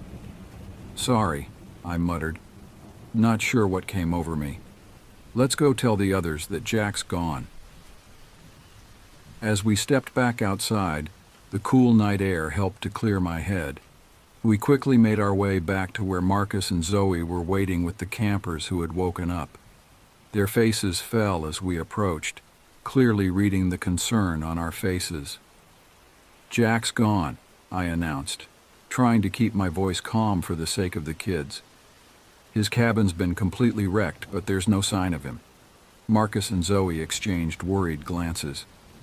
"Should we call the police?" Zoe asked. Before I could respond, a shrill scream cut through the night, coming from the direction of the girls' cabin. Without a word, we all took off running towards the sound, fear gripping our hearts. As we approached the cabin, we saw that all the girls had evacuated and were standing outside, many of them in tears and visibly shaking. Zoe and Olivia rushed ahead to check on their charges, while Marcus and I tried to make sense of the situation. I approached one of the girls who seemed slightly more composed than the others. "What happened?" I asked gently. The girl, whose name I recalled was Lily, looked up at me with wide, terrified eyes. "A big man," she stammered, "with a creepy mask. He had a weird chime when he stepped. He was holding an axe. He... She trailed off, dissolving into sobs. I tried to comfort her, but the situation was rapidly spiraling out of control. Other girls had similar accounts. They all mentioned a large man in a mask, the sound of chimes, and an axe. My mind raced, trying to make sense of what I was hearing. Just then, Marcus tapped me on the shoulder. Some of the girls say they saw a large man exit the cabin shortly before the others woke up, and saw... He hesitated, his face pale. They say their friends are dead. Before I could process this horrifying information, another scream pierced the air. Zoe and Olivia emerged from the girls' cabin, their faces as white as sheets. Olivia looked dazed, while Zoe immediately bent over and vomited. "Mia and Jasmine are dead," Olivia muttered, her voice barely above a whisper. The words hung in the air, heavy with the weight of their implication. My mind was reeling, but I knew I had to take charge of the situation. "We need to call the police now," I shouted, trying to keep my voice steady. "We need to get everyone together in the rec center and lock the doors. Has anyone seen Jack?" There was an awkward pause as everyone looked around, hoping someone else had seen the camp director. Finally, Olivia spoke up, her voice laced with bitterness. "He got drunk, wrecked his office, and now 2 kids are dead. I don't think we should rule out that he may be responsible for this." I wanted to argue, to defend Jack, but a part of me couldn't help but consider the possibility. "Whoa, wait," I said, trying to keep my tone neutral. "You think Jack would kill kids? Why would he do that? He's run this camp for 20 years. How and why would he suddenly do something like this?" Before anyone could respond, a deafening explosion rocked the campground. We all turned in horror to see the boys' cabin engulfed in flames, the night sky lit up by the inferno. Without thinking, I started running towards the burning cabin, dimly aware of the others following behind me. As we got closer, the heat from the flames was intense, forcing us to stop several yards away. That's when I saw it. A figure moving near the flaming ruins. At first I thought it might be Jacob, one of the taller campers, but as the figure shuffled forward, I realized it was far too large to be any of the boys. I froze in place, staring in disbelief as the figure came into clearer view. It was a man, his clothes singed and what looked like charred blood staining his hands and shirt. In his grasp was a wood-cutting axe, held tightly in both hands. But what truly chilled me to the bone was the mask he wore, a horrible, pallid thing with a small chime connected to the top, like the lure of an anglerfish. It tinkled with each thundering footstep, creating a jarring discordance that seemed to penetrate my very soul. Marcus, in a display of either incredible bravery or utter foolishness, stepped forward. He had grabbed an oar from the nearby canoe rack and was brandishing it like a weapon. "Back off!" he shouted, his voice quavering despite his attempt at bravado. "I'm warning you, man, leave us alone!" The masked figure stopped moving and fell to his knees, clutching his head and letting out a pained scream. Through gritted teeth we heard words in an all-too-familiar voice. "Help me, Marcus, help!" We all realized at the same moment. It was Jack's voice coming from behind that mask. Had he really snapped after all? Marcus, recognizing the voice of our boss, moved forward cautiously. "Mr. Blackwood," he called out, uncertainty clear in his tone. "What happened? What did you do?" Jack was sobbing now, his arms outstretched. Marcus got closer, his guard lowering slightly. You all need to leave now," Jack stuttered out. "That sound, I can't stop myself, I can't. His body went momentarily inert, like a marionette with its strings cut. Before any of us could react, Jack sat bolt upright and seized Marcus by the throat, lifting him off the ground with inhuman strength. Then, in a move too quick for any of us to intervene, he threw Marcus into the side of the burning cabin. Marcus's screams of agony as the flames licked at his clothes will haunt me for the rest of my days. But what came next was even worse. Before any of us could move to help, Mr. Blackwood had raised the axe and brought it down on Marcus's head with a sickening wet crunch. All of us screamed in unison at the cold-blooded murder we had just witnessed. There was another awful ripping sound as the axe came free from Marcus's lifeless body, and the soulless eyes behind that pallid mask turned to face us. Olivia and Zoe's screams pierced the night as they turned and ran. I too turned to flee, my heart pounding so hard I thought it might burst from my chest. As I ran, I caught sight of Fern standing outside the girls' cabin. Something about her demeanor struck me as odd. While everyone else was in a state of panic, she seemed eerily calm. I ran towards her, desperately calling out, "Fern, get back inside and lock the doors." But Fern just gently smiled and shook her head. She raised her hand, pointing at me, and in that moment I thought I heard the faint sound of a bell. There was something in her other hand, but before I could make out what it was, a sharp pain exploded in the back of my head. Everything went dark. I don't know how long I was unconscious. When I finally came to, I found myself in the girls' cabin. My head throbbed, and as I gingerly touched the back of my skull, I felt a large, tender lump. Groaning, I tried to sit up and take in my surroundings. To my surprise, Fern was the only one there with me. She sat in a chair across the room, watching me with an unnerving calmness. As my vision cleared and my mind began to process the situation, I remembered the horrific events of the night. "Fern," I croaked, my throat dry and raw. "What happened? Where is everyone else?" Her response chilled me to the bone.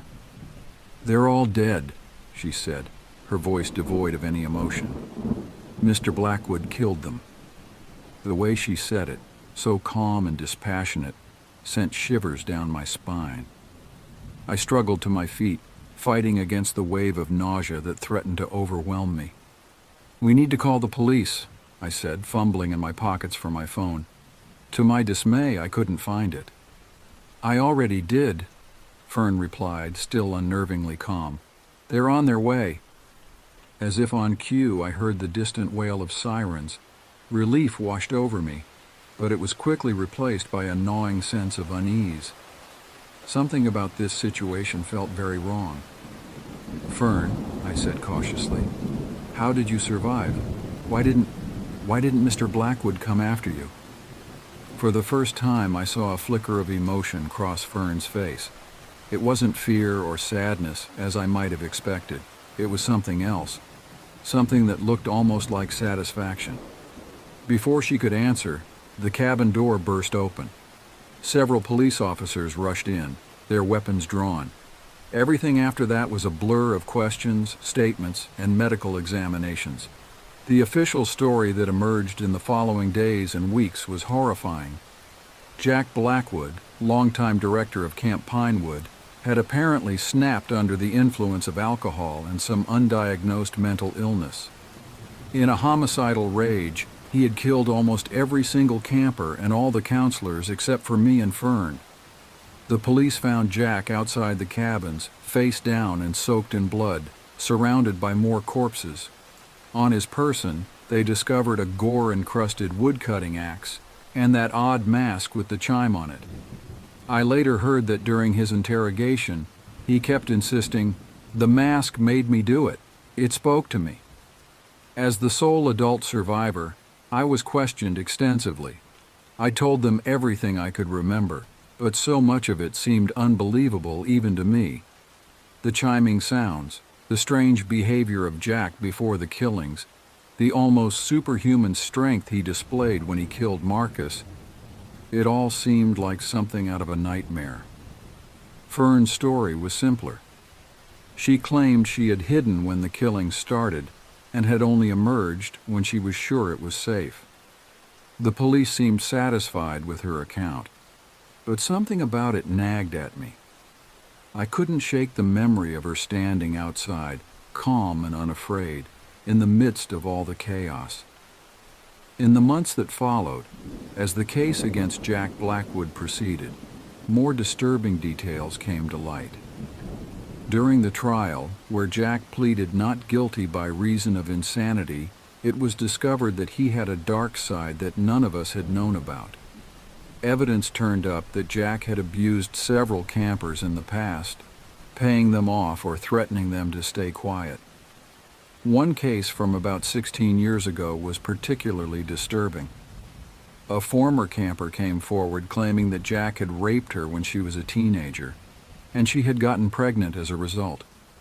Somehow, Jack had managed to keep it all under wraps, paying the mother to stay quiet. As I listened to this testimony, a horrifying thought began to form in my mind. The woman testifying mentioned that she had recently died, leaving behind a daughter. The name she gave for that daughter made my blood run cold. Hazel Fern Larkin. I considered the implications. Fern, the only other survivor from that horrible night, was the right age.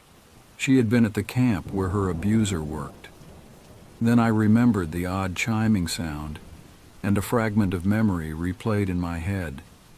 Fern holding a small bell, its chime in tune with the disturbing mask's chime, and the bellows of pain and forced motion of Mr. Blackwood as he moved in time with the chiming sound.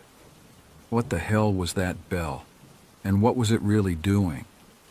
The questions swirled in my mind, leading me down a path I wasn't sure I wanted to follow. I never saw Fern again after the trial, but my suspicions continued to gnaw at me. If my creeping suspicion was correct, then they might not have stopped the right person. A killer might still be on the loose, one with a motive for revenge and access to something that could control people's actions. As the years passed, I tried to move on with my life, but the events of that summer at Camp Pinewood never truly left me. I would wake up in cold sweats, the sound of that ethereal chime echoing in my dreams. I couldn't shake the feeling that there was more to the story, that justice hadn't truly been served. 5 years after the Camp Pinewood massacre, I found myself drawn back to the area. The camp had long since been shut down, the land sold off to developers who had let it sit untouched, too wary of its dark history to build anything there. I don't know what I expected to find as I drove up that familiar winding road. Perhaps some form of closure, or maybe answers to the questions that had plagued me for years. What I found instead only deepened the mystery. The camp was in ruins, nature slowly reclaiming what had once been cabins and activity areas. As I walked through the overgrown paths, memories both pleasant and horrific flooded back. I could almost hear the laughter of campers, the splash of water from the lake, and the terrible screams from that fateful night. I made my way to what had been Jack Blackwood's cabin. The structure was still standing, though barely. Graffiti covered the walls, a testament to the morbid curiosity the site had attracted over the years. As I stepped inside, careful of the rotting floorboards, something caught my eye. There, in the corner where I had found that strange black box years ago, was a glint of metal. I moved closer, my heart pounding in my chest. Half buried in the debris was a small silver bell. As I reached down to pick it up, a chill ran down my spine. It looked eerily similar to the one I remembered seeing in Fern's hand that night. Just as my fingers brushed against the cool metal, I heard a twig snap behind me. I whirled around, my heart in my throat, to find myself face to face with a familiar figure. "I thought you might come back here eventually," Fern said, her voice as calm and emotionless as I remembered. She looked older now, of course, but there was something in her eyes that hadn't changed, a cold, calculating look that made my skin crawl. "Fern," I managed to choke out, "what are you doing here?" She smiled, but it didn't reach her eyes. "The same thing as you, I imagine. Looking for answers." I stood up slowly, acutely aware of the silver bell in my hand. "I think I've found some," I said cautiously. "But I'm not sure I understand them." Fern's eyes flickered to the bell, and for a moment I saw something like fear cross her face, but it was quickly replaced by that unsettling calm. "Be careful with that," she said. "You don't know what you're dealing with." "Then explain it to me," I pressed. "What really happened that night, Fern? What was your role in all of this?" For a long moment she was silent, studying me with those cold eyes. Then, to my surprise, she began to speak.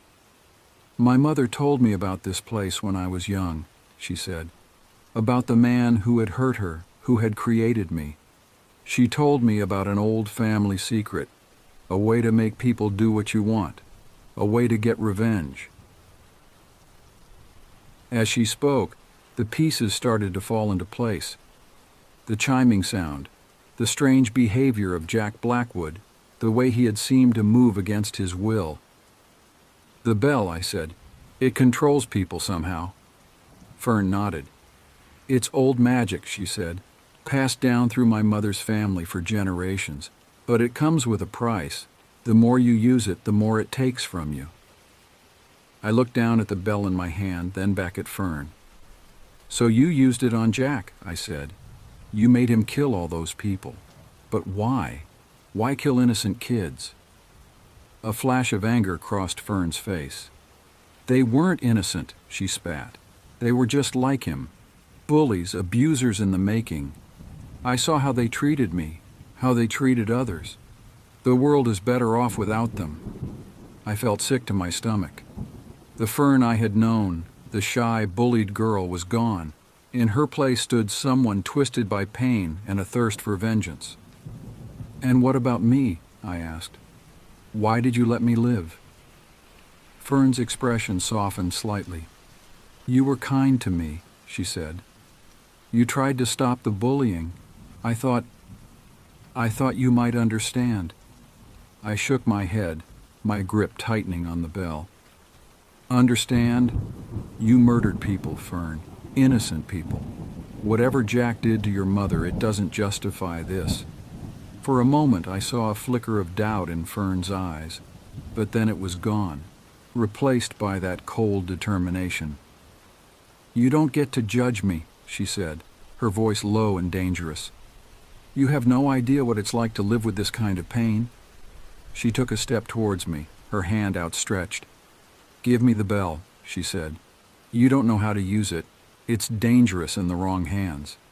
I took a step back, my mind racing. I knew I couldn't let her have the bell. but I also knew I was no match for whatever power it possessed. In that moment, I made a decision that would haunt me for years to come. I ran. I burst out of the cabin, the bell clutched tightly in my hand. I could hear Fern behind me calling out, but I didn't stop. I ran through the overgrown campground, branches whipping at my face, my lungs burning with exertion. I didn't stop until I reached my car. As I fumbled with the keys, I glanced back. Fern was standing at the edge of the woods watching me. She made no move to come closer, but the look in her eyes told me this wasn't over. As I drove away from Camp Pinewood for the second and last time, my mind was reeling. The bell sat on the passenger seat, innocent looking yet terrifying in its implications. I knew I couldn't keep it, but I also knew I couldn't destroy it. Whatever this thing was, it was beyond my understanding. In the end, I did the only thing I could think of. I drove to the nearest lake, took the bell, and threw it as far as I could into the depths. As I watched the ripples fade away, I hoped that the secrets of Camp Pinewood would sink with it. But even as I drove home, trying to put the whole nightmare behind me, I couldn't shake the feeling that this wasn't truly the end. Somewhere out there, Fern was still free, potentially with knowledge of how to create more of these controlling bells. And I knew, deep in my heart, that our paths would cross again someday. The chimes of vengeance may have been silenced for now, but their echo would resonate through the rest of my life. And as I drove into an uncertain future, I couldn't help but wonder, in trying to stop a monster, had I inadvertently created another one?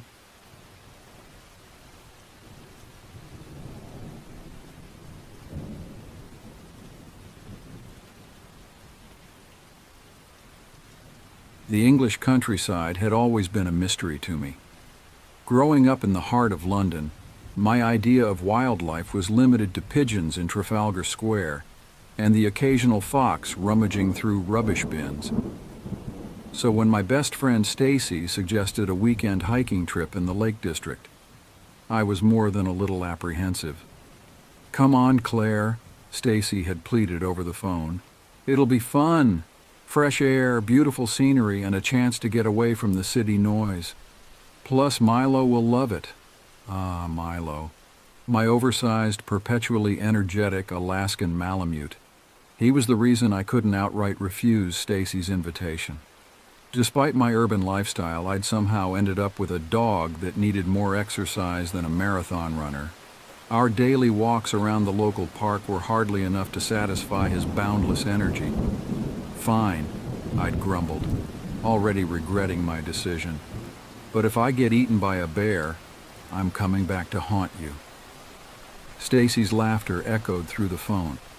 "Claire, there are no bears in England. The worst you'll encounter is a grumpy sheep." How wrong she turned out to be. The morning of our departure, I found myself stuffing a backpack with what I hoped were appropriate hiking supplies. Granola bars, check. Water bottles, check. First aid kit, definitely check.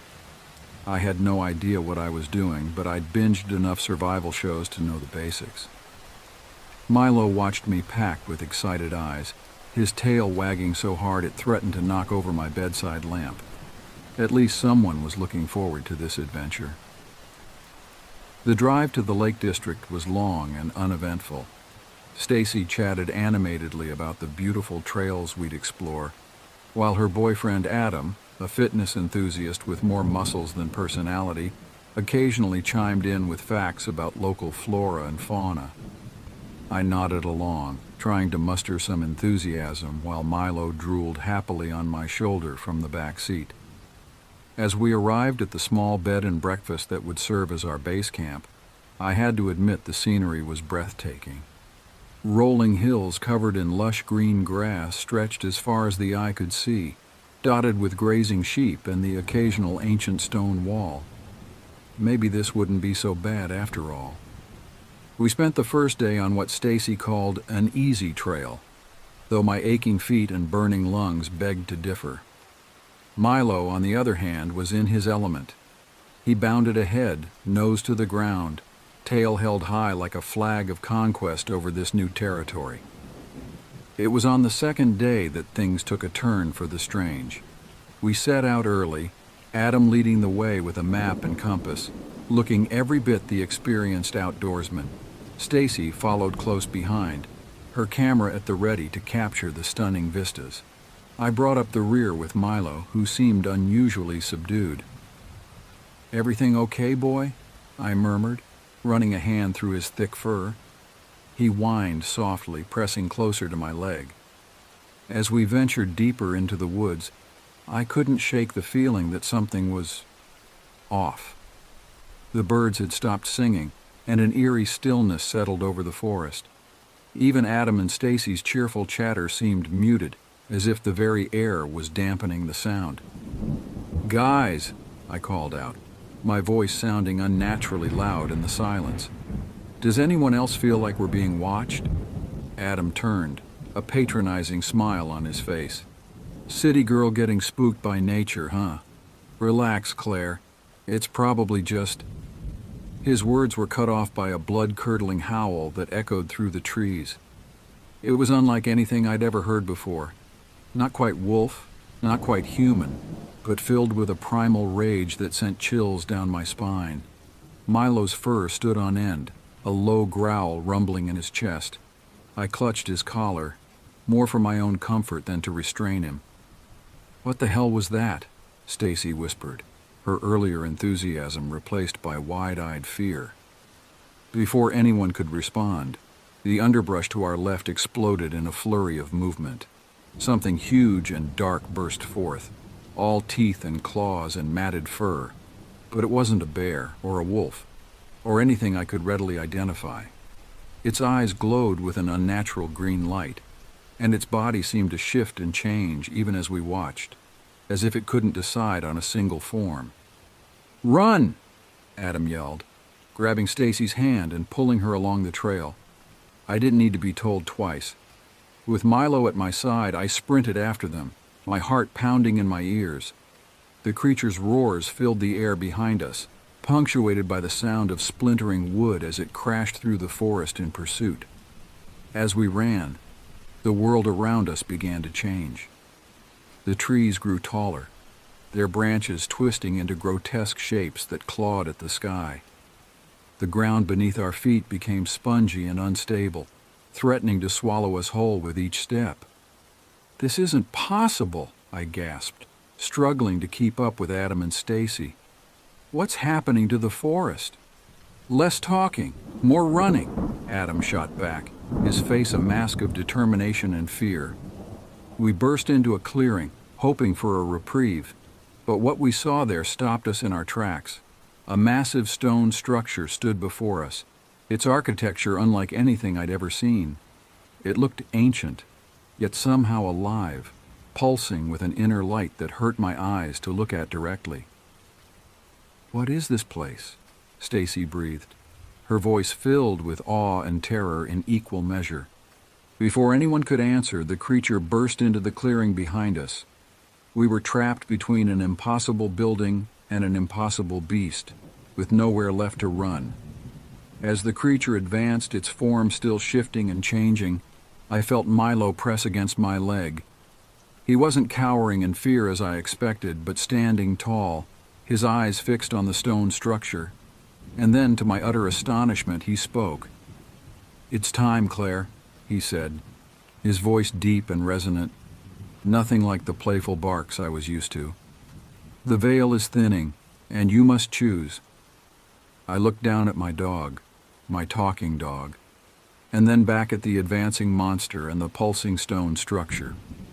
In that moment, I realized that our simple hiking trip had led us to the threshold of something far beyond my understanding. Little did I know, this was just the beginning of an adventure that would challenge everything I thought I knew about the world, about nature, and about myself. As we ran through the forest, trying to escape the terrifying sound we'd heard, I began to feel utterly exhausted. I wasn't used to this kind of intense physical activity, and I started to fall behind Adam and Stacy. Milo was by my side, barking loudly as if trying to warn off whatever might be chasing us. "Wait!" I gasped, trying to catch up. "I can't keep going at this pace."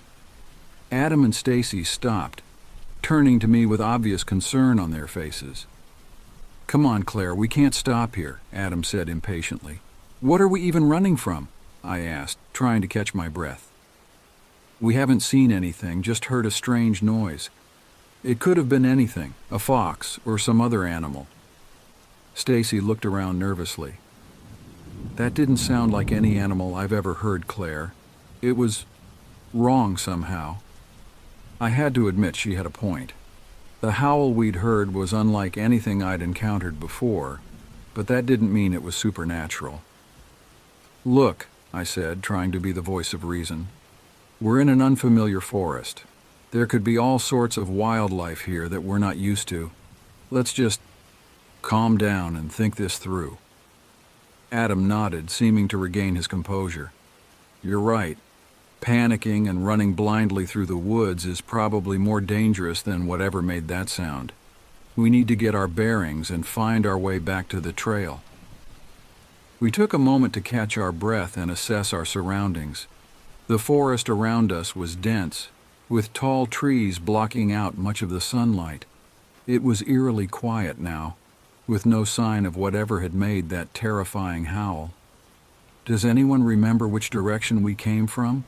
Stacy asked, her voice tinged with worry. I looked around, but everything looked the same to me. The trees, the undergrowth, it all blended together into a green maze. Milo whined softly, pressing against my leg. Adam pulled out his phone, but his face fell as he looked at the screen. "No signal," he muttered. "And the GPS isn't working either. Something about this area must be blocking the signal." A chill ran down my spine. We were lost in an unfamiliar forest with no way to call for help or navigate our way out. The reality of our situation began to sink in, and I felt panic rising in my chest. "Okay, let's not freak out," I said, as much to myself as to the others. "We can figure this out. The sun is that way," I pointed. "So if we keep that to our left and walk straight, we should eventually hit the edge of the forest or find a trail, right?" Adam nodded, looking slightly impressed. "Good thinking, Claire. It's as good a plan as any. Let's go, but stay close together." We set off in our chosen direction, moving more cautiously now. Every snapping twig or rustling leaf made us jump.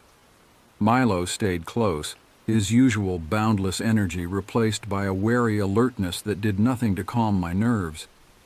As we walked, I couldn't shake the feeling that we were being watched. I kept glancing over my shoulder, half expecting to see some monstrous creature lurking in the shadows. But there was never anything there, just more trees and underbrush. After what felt like hours of walking, we stumbled upon a small clearing. In the center stood an old, dilapidated cabin. Its windows were boarded up and the roof had partially caved in, but it was the first sign of human presence we'd seen since getting lost. "Should we check it out?" Stacy asked, eyeing the cabin warily. Adam shrugged. "Might as well. There could be something useful inside, or at least some clue about where we are." As we approached the cabin, Milo began to growl, his hackles rising. "What is it, boy?" I asked, suddenly nervous. Milo had never acted like this before. We reached the cabin's porch, the old wood creaking ominously under our weight. Adam tried the door, but it was locked. He peered through a gap in the boarded-up window. "I can't see much," he reported. "It's too dark inside." Just then we heard it again. That same bone-chilling howl from before, but closer this time. Much closer. Milo's growl turned into frantic barking, and without thinking, I grabbed a loose board from the porch and smashed it against the cabin's door lock. The lock broke, and we all piled inside, slamming the door behind us. In the dim light filtering through the cracks in the boards, we could make out the cabin's sparse interior, a few pieces of broken furniture, dust-covered shelves, and what looked like old camping gear piled in one corner. "What do we do now?" Stacy whispered, her voice shaking. Before anyone could answer, we heard heavy footsteps on the porch outside. Something was out there, and it was right outside the door. The heavy footsteps outside the cabin door stopped. We all held our breath, hardly daring to move. Milo's growl had subsided to a low rumble in his chest, his eyes fixed on the door. Suddenly a voice called out, a voice that sounded disturbingly like Stacy's. "Hello? Is anyone there? I need help!" Stacy's eyes widened in shock. She opened her mouth to speak, but Adam quickly clamped a hand over it, shaking his head vigorously. The voice called again, this time sounding like Adam. "Claire, Milo, where are you guys?" A chill ran down my spine. Whatever was out there, it could mimic our voices perfectly. My mind raced, trying to find a rational explanation. A talented mimic? Some kind of recording device? But deep down, I knew these explanations felt hollow. "What's going on?" I whispered, my voice barely audible. Adam's face was pale in the dim light. "I've heard stories," he muttered, "from the local tribes. They talk about creatures called skinwalkers, shapeshifters that can take on the appearance and voice of anyone. I always thought they were just legends, but—" "You can't seriously believe that," Stacy hissed. But the fear in her eyes suggested she wasn't entirely convinced of her own skepticism. Before we could discuss it further, we heard a scratching sound at one of the boarded-up windows. Through a small gap, I caught a glimpse of something that made my blood run cold. It looked like a hand, but elongated and wrong somehow, with too many joints and claw-like nails. "We need to get out of here," I whispered urgently. "Is there a back door?" Adam nodded towards the rear of the cabin. "There, behind that fallen beam. But if we go out there—" "We can't stay here," I insisted. "That thing, whatever it is going to find a way in eventually." As if to emphasize my point, we heard a loud crack as one of the boards on the window began to splinter. Moving as quietly as we could, we made our way to the back of the cabin. Adam and I lifted the fallen beam enough for Stacy to squeeze through and unlock the door from the outside. As we slipped out into the gathering dusk, I heard a sound that will haunt me for the rest of my life. My own voice, calling out from inside the cabin, "Wait!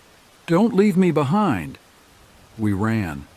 The forest was growing dark, making it difficult to see where we were going. Branches whipped at our faces. Roots threatened to trip us at every step. But we didn't slow down, driven by pure terror. After what felt like hours but was probably only minutes, we finally stopped, gasping for breath. As we stood there trying to get our bearings, Stacy suddenly grabbed my arm. "Look," she whispered, pointing into the gloom. At first I didn't see anything. Then I noticed a shape moving among the trees. It was hard to make out in the darkness, but something about its movement was off. It didn't move like a person or any animal I knew. Its gait was jerky and unnatural, as if it wasn't quite used to its own body. "Don't move," Adam breathed. "Maybe it hasn't seen us." We stood frozen, hardly daring to breathe. The shape moved closer, and I could have sworn I saw it change. One moment it looked tall and humanoid, the next it seemed to be on all fours. Milo, who had been uncharacteristically quiet, suddenly let out a low whine. The shape in the woods stopped, then rapidly began moving in our direction. "Run!" Adam yelled, all pretense of stealth abandoned. As we crashed through the underbrush, I heard something pursuing us. Its movements sounded erratic. Sometimes it seemed to be right behind us, other times off to the side or even ahead. Just when I thought my legs would give out, we burst out of the tree line onto a road. Headlights appeared in the distance, and we frantically waved and shouted. The car, an old pickup truck, screeched to a halt beside us. An elderly man peered out at us, his face creased with concern. "You folks all right?" he asked. "You look like you've seen a ghost." As we piled into the truck, I glanced back at the forest. For a split second, I thought I saw a figure at the edge of the trees, a figure that seemed to shift and change even as I looked at it. Then it was gone, melting into the shadows. The old man drove us back to town, listening with a mixture of skepticism and concern as we tried to explain what had happened. He clearly didn't believe our story about a shape-shifting creature, but he could see we were genuinely terrified. "Sounds like you ran into old Jim," he said as we neared town. At our confused looks, he explained, "Local hermit, lives out in those woods. Bit touched in the head, likes to play tricks on hikers sometimes. Probably saw you coming and decided to have some fun." It was a rational explanation, and part of me wanted desperately to believe it. But I couldn't shake the memory of that shifting figure in the woods, or the sound of my own voice calling out to me from inside the cabin. As we checked into a local motel for the night, none of us spoke about what we'd experienced. It was as if we had made an unspoken agreement to try and forget it, to chalk it up to overactive imaginations and the stress of being lost in the woods. But later, as I lay awake in bed with Milo curled up beside me, I couldn't help but wonder, what if the stories were true? What if there really are things out there, things that defy rational explanation?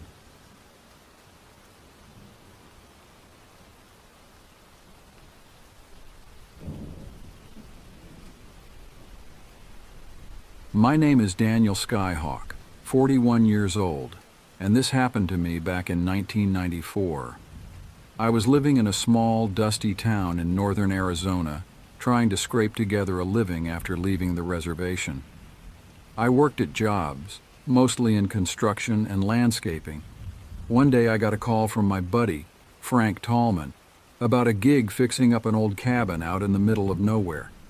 The pay was decent, and I needed the money, so I agreed to help him out. The cabin was owned by a guy named John Stillwater, who had inherited it from his grandfather. John was a wiry man in his 50s, with a graying beard and a rough demeanor. He didn't talk much, but when he did, it was with a sharp, no-nonsense tone that made it clear he wasn't one for small talk. We met at a diner on the edge of town to go over the details. "This place hasn't been touched in decades," John said, sipping his black coffee. "It's falling apart, but I want to restore it." "You and Frank think you can handle it?" "Yeah, we've seen worse," Frank replied, glancing at me with a smirk. Frank was always the confident one, always ready to take on the next big project without hesitation. "Good. We'll head out tomorrow. It's about an hour's drive into the woods. You guys need anything, you let me know. But fair warning, it's pretty isolated out there. No self-service, no neighbors." "Sounds perfect," I said, trying to match Frank's enthusiasm. The next morning we loaded up Frank's truck with tools and supplies and followed John's. The road quickly turned from pavement to dirt, winding through thick forest. The trees grew denser and the sunlight struggled to break through the canopy. It felt like we were driving into another world. We finally arrived at the cabin, and John wasn't kidding when he said it was falling apart. The roof had holes, the walls were covered in moss, and the porch sagged under its own weight. But there was something about the place that felt off. I couldn't put my finger on it, but the air seemed heavier, the forest quieter. We got to work right away, tearing down the rotten boards and hauling debris. John mostly stayed out of our way, occasionally checking in to make sure we were on track. As the days passed, that strange feeling persisted. I noticed it in small things. A sudden drop in temperature, the way the trees seemed to close in around us, the eerie silence that settled over the cabin every evening. One night, after a long day of work, Frank and I were sitting on the porch, sipping beers and talking about nothing in particular. John had gone back to town to get more supplies, leaving us alone. "Hey, Charlie, you ever feel like you're being watched out here?" His voice low and serious. I nodded. Yeah, it's weird, right? This place just feels wrong. Maybe it's just the isolation. We're not used to being this far from civilization. Maybe, I said, though I wasn't convinced. As the sun dipped below the horizon, the forest grew darker and more menacing. We decided to call it a night and headed inside. The cabin had no electricity, so we relied on lanterns and flashlights. I lay in my sleeping bag, staring at the ceiling, trying to shake the feeling of unease that clung to me. I must have drifted off at some point because I woke to the sound of something scraping against the wall outside. I sat up, heart pounding, and listened. There it was again, a slow, deliberate scraping, like something was trying to get in. I grabbed my flashlight and nudged Frank awake. "Frank, you hear that?" "Hear what?" he mumbled, still half asleep. "Listen." We both sat in silence, and the scraping came again. Frank's eyes widened, and he reached for his knife. "Stay here," he whispered, moving towards the door. "Are you crazy? We should wait until John gets back. We can't just sit here and do nothing. What if it's an animal trying to get in?" I reluctantly followed Frank to the door, flashlight in hand. We stepped outside, the cold night air biting at our skin. The forest was eerily quiet, and the moon cast long shadows across the ground. Every snap of a twig underfoot sounding like a gunshot in the silence. As we rounded the corner, my flashlight beam caught something moving near the wall. I froze, the light illuminating a figure hunched over, scratching at the wood with long, gnarled fingers. "What the hell is that?" I whispered, my voice trembling. The figure turned its head, and I felt a chill run down my spine. Its eyes were dark, empty voids, and its skin was pale and leathery. It let out a low guttural sound that made my blood run cold. Frank didn't hesitate. He lunged at the creature with his knife, but it moved with an unnatural speed, darting away into the shadows. We stood there, breathing heavily, trying to process what we had just seen, his voice shaky. "I don't know, but we need to get out of here. Now." We hurried back inside, barricading the door as best we could. We sat there in the darkness, clutching our makeshift weapons, waiting for the dawn. Neither of us got any sleep that night, and when John returned the next morning, we told him everything. John listened quietly, his expression grim. "You're not the first to see it," he said finally. "My grandfather used to tell stories about a creature that roamed these woods. He called it the Hetelii, the witch doctor. Said it was a spirit that could take on different forms, and it fed on fear." Frank and I exchanged uneasy glances. "So what do we do?" I asked. "We finish the job and get out of here," John replied. "I don't believe in ghosts, but I do believe in getting paid." We continued working on the cabin, but the atmosphere was tense. Every sound, every shadow put us on edge. We never saw the creature again, but we could feel its presence lurking just out of sight. One evening, as we were packing up for the day, Frank went to check on the generator we'd been using for power tools. He didn't come back. I waited, calling his name, but there was no response. I grabbed my flashlight and headed out to find him. The generator was still running, but Frank was nowhere to be seen. I called out again, my voice echoing through the trees. Panic set in as I searched the area, but there was no sign of him. It was like he had vanished into thin air. I ran back to the cabin, heart racing. "John, Frank's gone!" John grabbed his rifle and followed me outside. We searched the woods, calling Frank's name, but it was no use. As the sun set, the forest grew darker and more foreboding. We had no choice but to return to the cabin and wait until morning. That night was the longest of my life. Every creak, every rustle set my nerves on edge. I couldn't shake the feeling that we were being watched, that whatever took Frank was out there, waiting for its next move. At first light, we resumed our search. Hours turned into days, but there was no trace of Frank. The authorities were called, and a formal search was conducted, but it yielded nothing. Frank Tolman had disappeared without a trace. With heavy hearts, John and I finished the work on the cabin. We didn't speak much, the weight of Frank's disappearance hanging over us. When the job was done, I packed up my things and left that cursed place behind. Years have passed since then, but I still think about Frank. I wonder what happened to him, if he's still out there somewhere, or if the Hatali got him. I've told this story to a few people, but most don't believe me. They say it's just a tale, a figment of my imagination. But I know what I saw, and I know what I felt. Some nights when the wind howls through the trees and the shadows seem to move, I think back to that cabin in the woods. I think of Frank and the creature with the empty eyes, and I wonder if it's still out there, lurking in the darkness, waiting for its next victim.